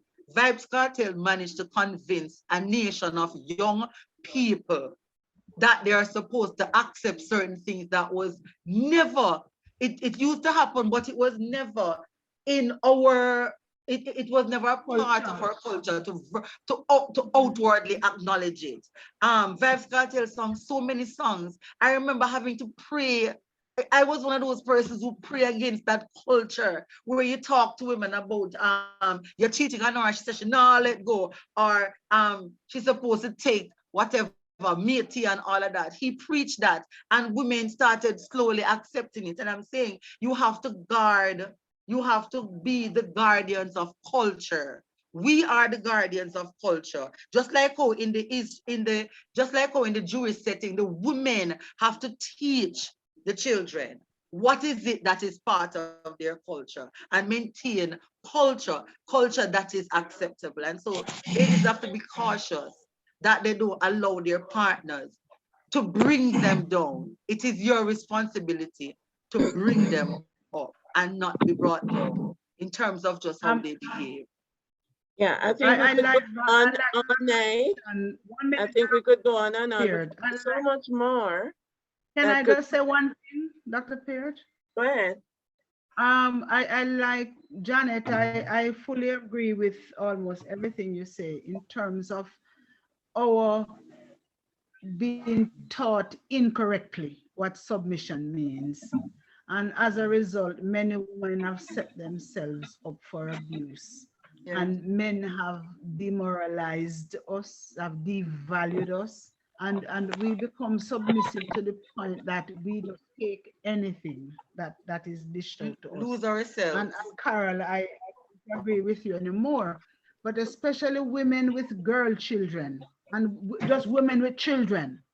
You have to remember now that you are there, and in your behavior and your tolerance or your submissiveness or non-submissiveness, you're also teaching your daughter what to expect from a man and what to take from a man. You're also teaching your boy, right, what a man will do to a woman and what he can be allowed to do. So it is very important that while we encourage our young women, especially those in the church, to be submissive, we have to encourage them to create their own happiness, to set standards for themselves, and let the men in their lives know that I'm not going to go beyond this. This is my boundary. I'm not going to take this. So That's it. I really like the fact. Okay, that's it. I see Crystal trying to say something before we get back over. But where does submission tie in here, Mami Campbell, if I may ask that question? Where is that line between the submission and the not going to take this? Because the not going to take this can sometimes be seen as being disobedient and being a rebellious wife. If as a wife you are doing what you and him talked about, you and him would have had a discussion as to what it is that is expected of you, the female, what is expected of him. And if you are doing the part that you promised to do, in other words, if you and him talked about the fact that you're going to be the one to tidy the house, if you and him talk about the fact that he will cook 2 days for the week while you cook 5 days for the week, if you and him had an agreement and you are living up to that agreement, then you are living within what the Bible considered to be submissive. Also, if it's a case where you're not being disrespectful to him, you can say your piece like every human being. I always say, if you hit a dog, the dog is going to fight back. It no matter if you think he's going to fight back. If you, for example, are disrespectful to if your husband is disrespectful to you, you can still speak your piece let your piece be spoken in a calm manner. Even if you are raising your voice, you're not disrespectful in telling yourself, honey, we said that you're not supposed to, whatever. She said he doesn't like the word honey. You must call him by his name. So fine. Patrick, this is unacceptable. There is no need for you to be shouting at me because we can have a discussion on that. That don't mean you're not submissive because you're answering back. You understand me? But you don't have to answer back in the same disrespectful manner that he does. I know sometimes you're going to do that because you're human. I understand that. But your default setting should be you speak your piece calmly. That should be your default setting. So other things may happen, but eventually you go back to your default setting. So you can speak your piece. You can say, honey, I don't agree with this. And I think this is wrong. And I don't think I want to be a part of this. I am not going to be a part of this. That's not you being disrespectful or not submissive, unsubmissive. You are an individual person and you are going to have to disagree with your husband because that's just liberty, that's just life. So not because I don't agree with my husband, don't mean I'm not being submissive. But you still are going to do the things you normally do, even when you are angry. So if you normally cook his meal, even when you're angry, you're going to make an effort to cook it. You're going to have 1 or 2 days when you really don't feel up to it. Put in more pepper. But your default setting should go back to doing what you normally would do. Yes, Lady Jody? Say when you're upset, just put in more pepper. I'm just teasing. Email like really? And you make him hotter. And also remind and then after you give him more pepper, you give him an extra bottle of water. But Dr. Pearson and also remind us that submission is not a one-way street, it's two-way. It's not. Submission, submitting one to the other, right? Yeah. It's not just the wife. Ladies must submit, but we also, I think we have come to a point where we need to close up. Dr. Pierce, somebody had sent me a private message. They were asking, what about encouraging your husband to be gentle when it comes on to intimacy? We have to teach him, you know. Because you see, just like how the storybook taught you about being a lady and how you want your gentleman to behave, he never read those storybooks. He never read those fairy tales. My son slaughter the fairy tales, like slaughter them. My son talks about, and so you would not expect, I know how to teach my son. My son talks about how Rapunzel bad, because look how far they put her in the castle, and she found a way to bring a man up there. My son was like 8 when he said that. So you on the fairy tale, all we saw was the king, was the knight going up there to save her from the dragon. You have a different concept of what gentility, whatever. You hear the DJ talk about you ram it up in us and all of that stuff. And so they think that that is normal. You're going to have to guide him and show him how you want to be touched. So him tell you how he wants it. And hopefully, if it is something that you can agree to and you're comfortable with, then praise the Lord. You have to tell him who you want to be touched. You have to tell him what you want. Tell him, don't wait on him to know, because sometimes them don't know. You know, one of the things that worked well for me, and praise the Lord, it worked well. Ladies would say anything around Stephen, so he got a chance to hear what ladies really, really think. And he was, for the first 2 years of marriage, he was like shocked that women were that honest. So he would be in a case and a man would say, your man know how to deal with my lady, you know, your man, we can deal with it. And Stephen would be in a position to hear the wife say, not a thing, no go so. Not a thing. Pure foolishness in my talk. Who him to? And Steve would be in a position to hear these things. And it would frighten him so much that he'd say, Ross, listen. If you don't like what I'm doing, please tell me. Please don't say that in public and let anybody hear. Tell me what I'm doing wrong. So gentility, you're going to have to teach him. Baby, touch me like this. This is what I like. I like 1, 2, 3. I like change it up every now and again. Baby, 1, 2, 3 was working. So now we need to do 3, 4, 5. Honey, you know, and you have to teach him how to kiss. Teach him how to do what you want him to do. You understand me? And So- teach him, say, when him start behave rough, he say, you're not plowing no field here. You may be laying some pipes, but you need to know how to lay those pipes. You have to talk to him. When I used to go, when I used to teach, you know what the boys at Tivoli used to do, the boys in the community, they would pepper the condom. Because the DJ say you need to do it rough and you need to whatever. So if them don't have the rough, they would pepper the condom and use it so that the girl would scream. No, you realize, oh, this is, what is that? You realize that mental state that in order to get a scream, you're going to put her in pain. You have to go teach them. Yes, man, they did that a lot, by the way. They would pepper the condom so that she would scream, so that, you know, yeah, it sounds like him doing something awesome. Then when somebody like him come into church and come into marriage, what do you think he's going to bring to the table? Not the same thing that he has out there. Exactly. So you would have to teach him. You have to find out you have to ask all relevant questions. Single ladies who are online, do not be afraid to ask all relevant questions. What do you think romance is? What do you think I want in terms of so-and-so? You're going to have to ask those questions and don't be shy. Yeah. So in terms of gentility, you are going to have to teach him what is gentility, because he doesn't, many times they don't know. So you're going to have to instruct him. Yeah. All right. Because, you know, sex is something that we do, we don't talk about it. And if we're not talking about it, we won't be educated and know the needs of each person. All right. I think we're going to have to move now.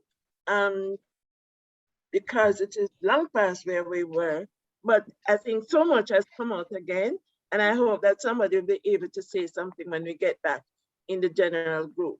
So we're moving now to the I think we have to wait. We have to tell the males that we're moving over before, because everybody would move over into the main room. So I have to advise them that the next wrap up for the next 2 minutes. So let me just tell them. So this group can keep going then? Yes, I'm going to just send a message to them. Is there anything else in the chat? Anybody else has anything I know in the chat? Janet was lighting up. Janet was lighting up as if she has something else to say. I was going to the place where we need to encourage each other to talk some more in the marriages. I think the conversations sometimes don't flow as readily and as abundantly and as richly. I think more talk, I guess, to explain the very feelings and thoughts that our hostess, and I'm sorry, I'm missing your name, ma'am. My apologies. Carol.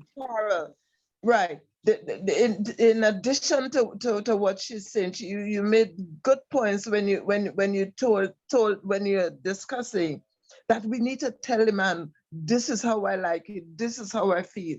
But the problem I think some women have sometimes is the man them no want to listen to that because they think they're macho, they think they can't do it good, they think they whatever, so they no want correction. So that are the problem with it. Yes, Venice. Thank you, Janet. Venice, I see your hand. Go ahead quickly. Yes, Miss. My question is, why is it that we have to keep reminding them about things? I mean, you say for instance, all right, so school is coming up, the school fees to be paid, all right, uniforms are to be purchased and all of those things, or a bill is to be paid and he's the one responsible for this bill or that bill. Why is it left on the wife to always keep reminding him? Is it a male thing? Because I'm trying to, I search how Genesis, that's how far I went back to find out why, because I'm saying Adam and Eve was in the garden. You know that he has the animals to go tend to. I don't recall Eve reminding him to go and do it. So it's like I don't know. Culture trumps religion. Culture trumps what is in the Bible. The Bible. This is a culture. Oh my Yeah. God. This is a culture. Oh.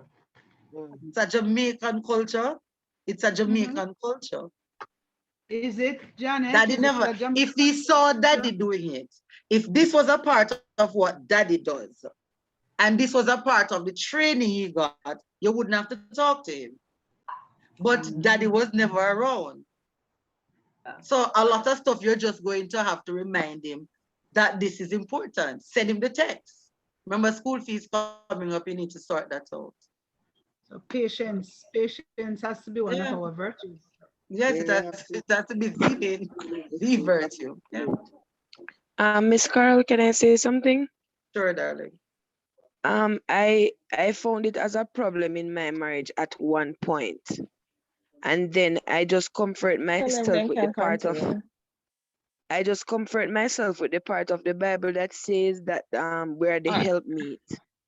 So it is not I wouldn't say it is in our place to always do it, but to find that place of not seeing it as an annoyance. You just tell yourself that you're there to help. You're the help on me. that part. Yes. Right. Yes. That's comforting. A single sister, one of the person that was in my department, and Stephen worked with us, and she knows Steve, and she likes Steve. So this had nothing to do with her feelings about Steve. But you know what she told me? She said, "You want your kids to be great?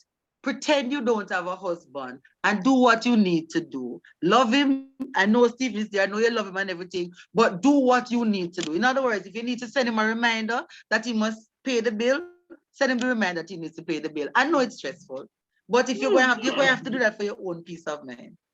Okay. She said, take care of your kids. Make sure you know that they brush their teeth, they do all of that. Just do it. Just do it. That's what she said, and she had somebody in her life. She said, just do it. So just do it. Nike, just do it. Do what you have to do.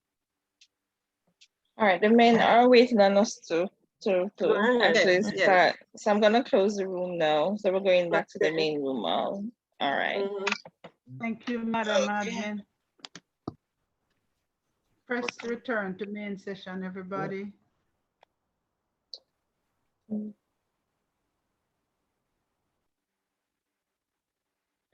gonna leave. Let me tell you something. That's it. Okay. That's it. That's it. You don't see so.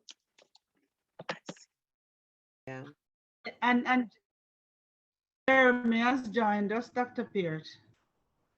Pardon? Jeremy has joined us. Okay. Hi, Brother Jeremy. Hello, Dr. Peart. How are you? I'm doing fine. Wow, the change. Just got to work. Yes. Okay. That work. Sister Campbell, look like we've lost some people. Probably. No, they're coming over slowly. So we're back at 51. Okay. Right, we had or 60 more. first. Right. Some persons may leave, but I'm certain. Yeah, they're coming back slowly. Yeah. All right. So I don't know which member. Was it Carlin? Carlin, are you going to just give us synopsis of what was discussed in our room, so that the men will have a chance? Dr. Peart, could you welcome back the men, Dr. Peart? Are they all back? Are we? Yeah, we're all the all men back together. Yes. Yeah. Wonderful. And I'm sure the men had a rollicking time, and they're now fully geared to move into gentle men, displaying gentleness, as our women are prepared to do the same. I'm sure Stephen has convinced them and helped them to see the importance of being gentle, how they can be nourished by gentle women to become gentlemen. So together, you are displaying gentleness. All right? Can we hear a little from the men? And then we're going to get a little from the women. as to what went on. Let's hear the men first. And because Jeremy was not here, you have to tell Jeremy so that he will have a knowledge. Go Dr. ahead. Perry, they like to keep secrets, you know, among themselves. Not tonight, It's not it's tonight. not secret. It's what? tribal. What you? It's tribal.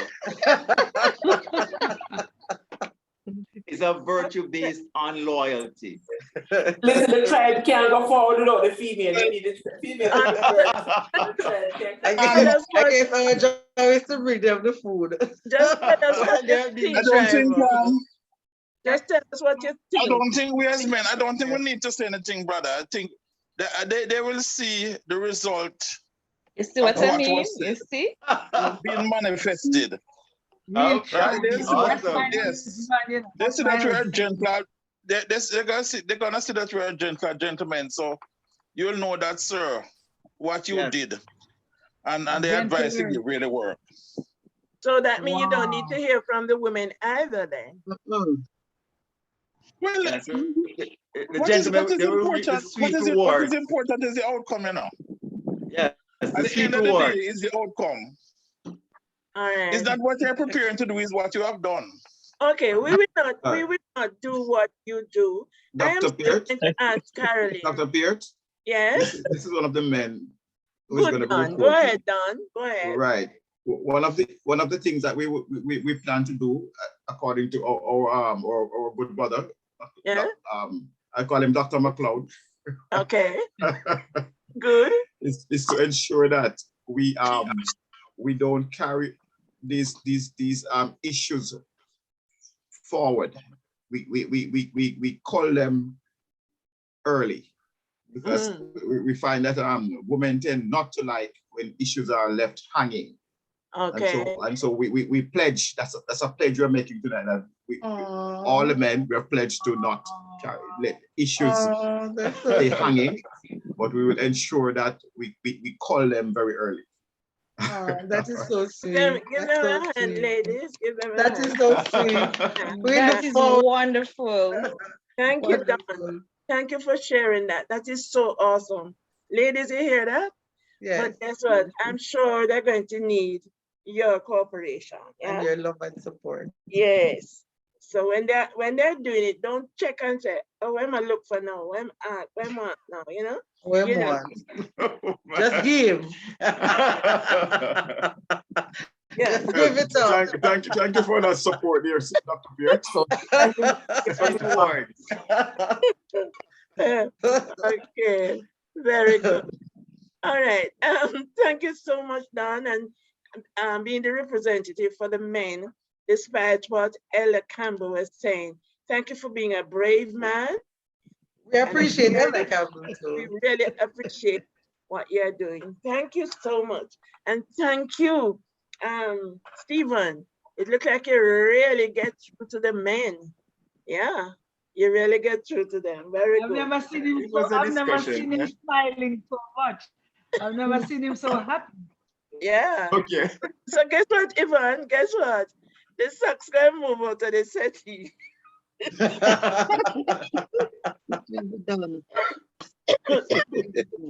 I'm promoted to the bed. That's a good one. It's a good All right, one. Caroline, we're going to give you 3 minutes. What can you Let me tell? take one more tell pen me? find three very important things. Okay. Submission is a must for every party, the male and the female. Mm-hmm. Women have to live the fruit of the spirit. Each day we have to live it. The joy, the peace, the happiness, the forgiveness, gentleness, everything. You have to live this fruit of the spirit. Women, some women you have to speak. Women have to speak.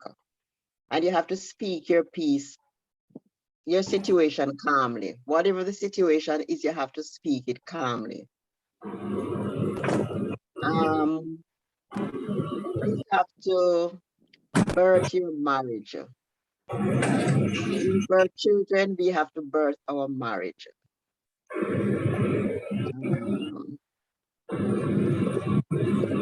Something was said about there is uniqueness in all of us. We have to identify our uniqueness and we have to use it to enhance our marriage. Where intimacy is concerned, there are times we have to teach, some women have to teach their spouse gentleness in intimacy. And I think Sister Ross said something about you have to go get what you want. Women go and get it. Women want something, example, sex, and the man don't want to give it. There are times you have to go and get it. Go for it and get it. And always be the best version of who you can be as a woman. Yeah. Yeah. Yeah. I think the men like that one, Caroline. Go get it. Let's go and get it. Yeah. Yes. Yes, yes. Thank you so much. The thing that stood out very strongly for me is the whole matter of apology, which is a difficulty for many persons, both the male and the female.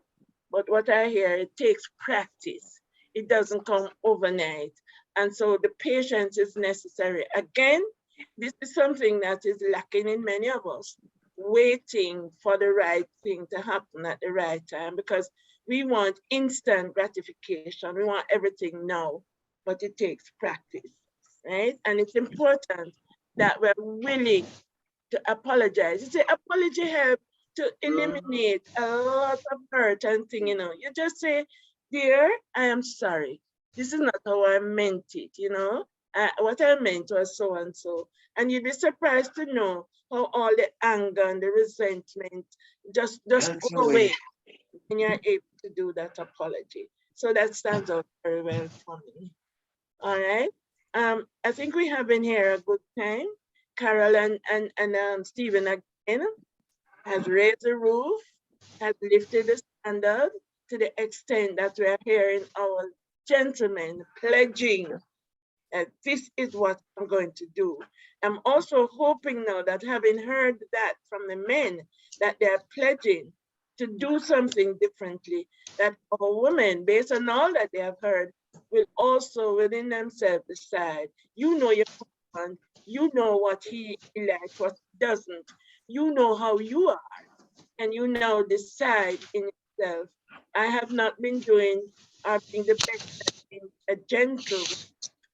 Can you now say, okay, this is what I'm going to do to begin the journey to becoming more gentle? Yeah, because you see, when we hear these things, we need to do the introspection. We need to look at ourselves and we need to change. These meetings are not just for the sake of having meetings. They are in order to help our marriages, because marriages do matter. And there are a lot of matters that matter to marriage, if that makes sense. Yes? Yes. And I really think that Carolyn and Stephen has, as it were, been open, naked as it were, and they have, as it were, spilled the beans in their own lives to help us to know that sometimes we see couples and they look very perfect, but it took a while to get there because the journey has its potholes, it has its valleys. Some of these valleys are very deep, and it has some steep hills, but they have been willing to stick in it, stay in it together, not run away. Run to Farin, Carol, and work it through together. I know that there's some marriages that are still having challenges. Don't run away, don't hide. You know, open your mouth and speak your piece without being disrespectful. I think sometimes we really spoil the men when we start out. This didn't happen, and you jump and do it. Even the bill situation, you remind him one time, and you say, I can't bother remind him, so you just keep paying it. So, and say, all right, if you pay it, go and pay it. You know, but we have to set the boundaries. This is where it stops. That kind of, yeah. Don't So, spoil them. yeah, don't spoil them at all. No, we're a team. We're working together for the good of each of us both of us together, and of course our family. So I want to close here to say thank you so much, Stephen and Carol, that you have made yourself available and you have not been afraid in spilling, in opening up. And you see, one of the things, do you see, with going back to the past, when somebody tells past of your past sins, you say, yes, man, I did so and so. I acknowledge that. So you see, after a while, you know that it don't make no sense and bring it up because already you acknowledge it. So it's no secret anymore. Yeah. So, yeah. So when I go, yes, yeah, man, I used to thief. Yeah. I mean, they go in the supermarket, I mean, they take out the people and chicken. Yes. Yeah. That is so true. And you get it right, you know? And guess what? If you even want to put it on the airwaves, you can go on, you know, because if everybody knows it is okay with me because it's the truth. I used to do it. But look here, that's my past. Today, I'm a different person. I'm a different person. So if you want to shed it out there, go ahead. I often tell couples, some of the things you share, some people can take it and put it on CVM or TVJ.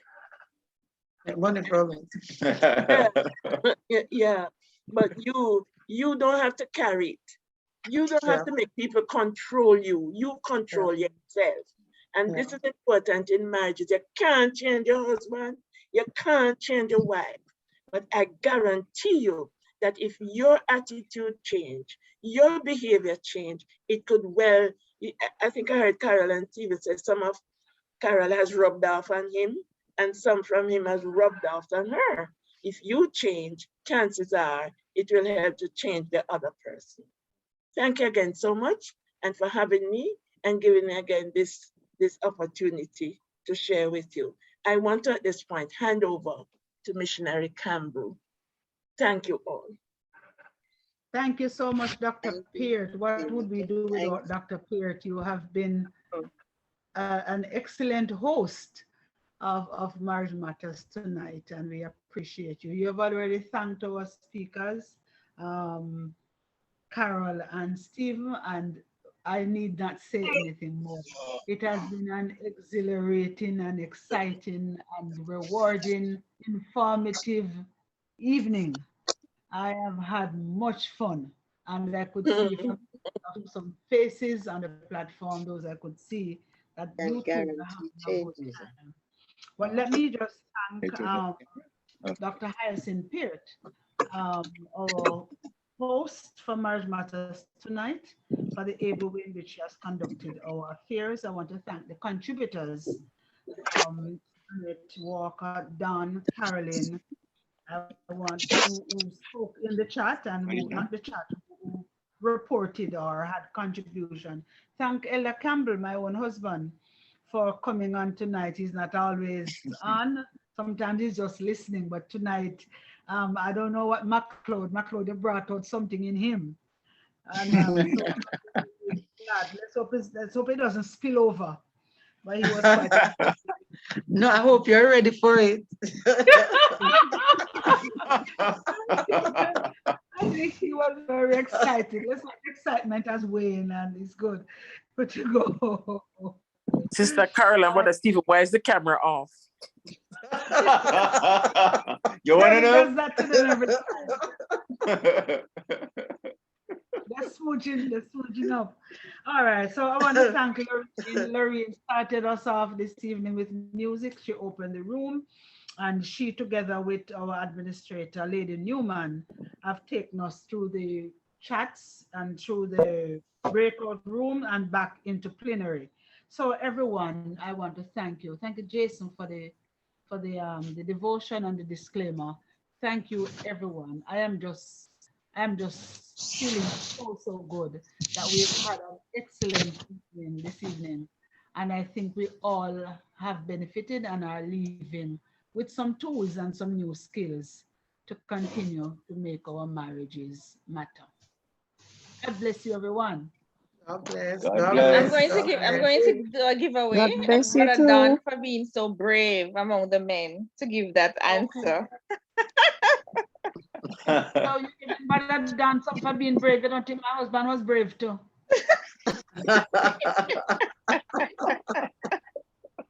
I think Brother Stephen was very brave too, and Sister Ross. They will get their tokens separately, but for participating, for Brother Don. I'm leaving that. Do you have any that people could you vie for? You read the numbers out and put it in our phones? Any left? Yes, I could. Yeah. I could. One floor and one Digicel. Yes, one floor and one Digicel. So. All right, there we go. Get ready. Where is it? This is something for you to guess. It's a click thing. All right. So the. Wait. Sorry. So starting with flow. Starting with flow. Flow is 0, line, right? 2, 2. Oh Lord. 4, 0, 3, 4, 4, 6, 4, 9, 8, 9. What you are going to put the number on? What you press first? Star. Anyone received it? I'm sorry, I didn't realize you were doing it. I was trying. Anyone received that You just bless somebody. or should go again. 0, 2, 2, 8, 4, 0, 3, 4, 4, 6, 4, 9, 8, 9.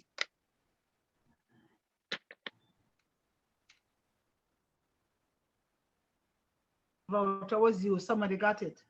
Someone got it? Great. When So I Digicel now. When I got there, said the voucher was used. Okay, Digicel now. 636 53 30 49 8573. We need to hear a shout in the background, man. Who gets it?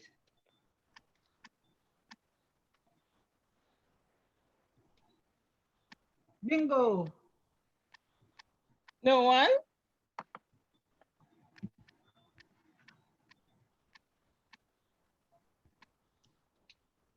I don't hear anybody. I got it. Who got it? The Digicel one? Got it. Digicel, yeah. Great. I don't Who's hear that? the flow. Great. Who was for the flow? Did somebody get the floor or have to go again? Oh, Lisa said I got it. She got the floor. So Moppy and Lisa I is got two separate floor. persons, the same Yeah, person. no, Lisa? Same person. I am Same happy. person. No, different person. Oh, great. Wonderful. All right, great. Brother Don, your ladies and flow, or gentlemen, Digicel? He didn't tell us how to put on credit, because just like Mommy Campbell, I don't know how to put on credit. I never remember. You have to teach your older folks, you know, Newman. Me? No, Mappy and I go to school together, and I take liberty with her. No, what happened, is that I don't remember because I tend to use the 28-day plan. So I don't remember, and my kids will tell you that they do everything for me now, especially Sister Lorraine. She does everything for me. Ladies and gentlemen, it was so nice to have had you on the platform, and we want to say good night to you and thanks for joining Marriage Matters tonight. We see you next week, round about 8:30. God bless. God bless. Good night, everyone. Good night. It was a good night. God bless you. Everybody. Good night. Good night, everybody. Take care. Are the recordings available?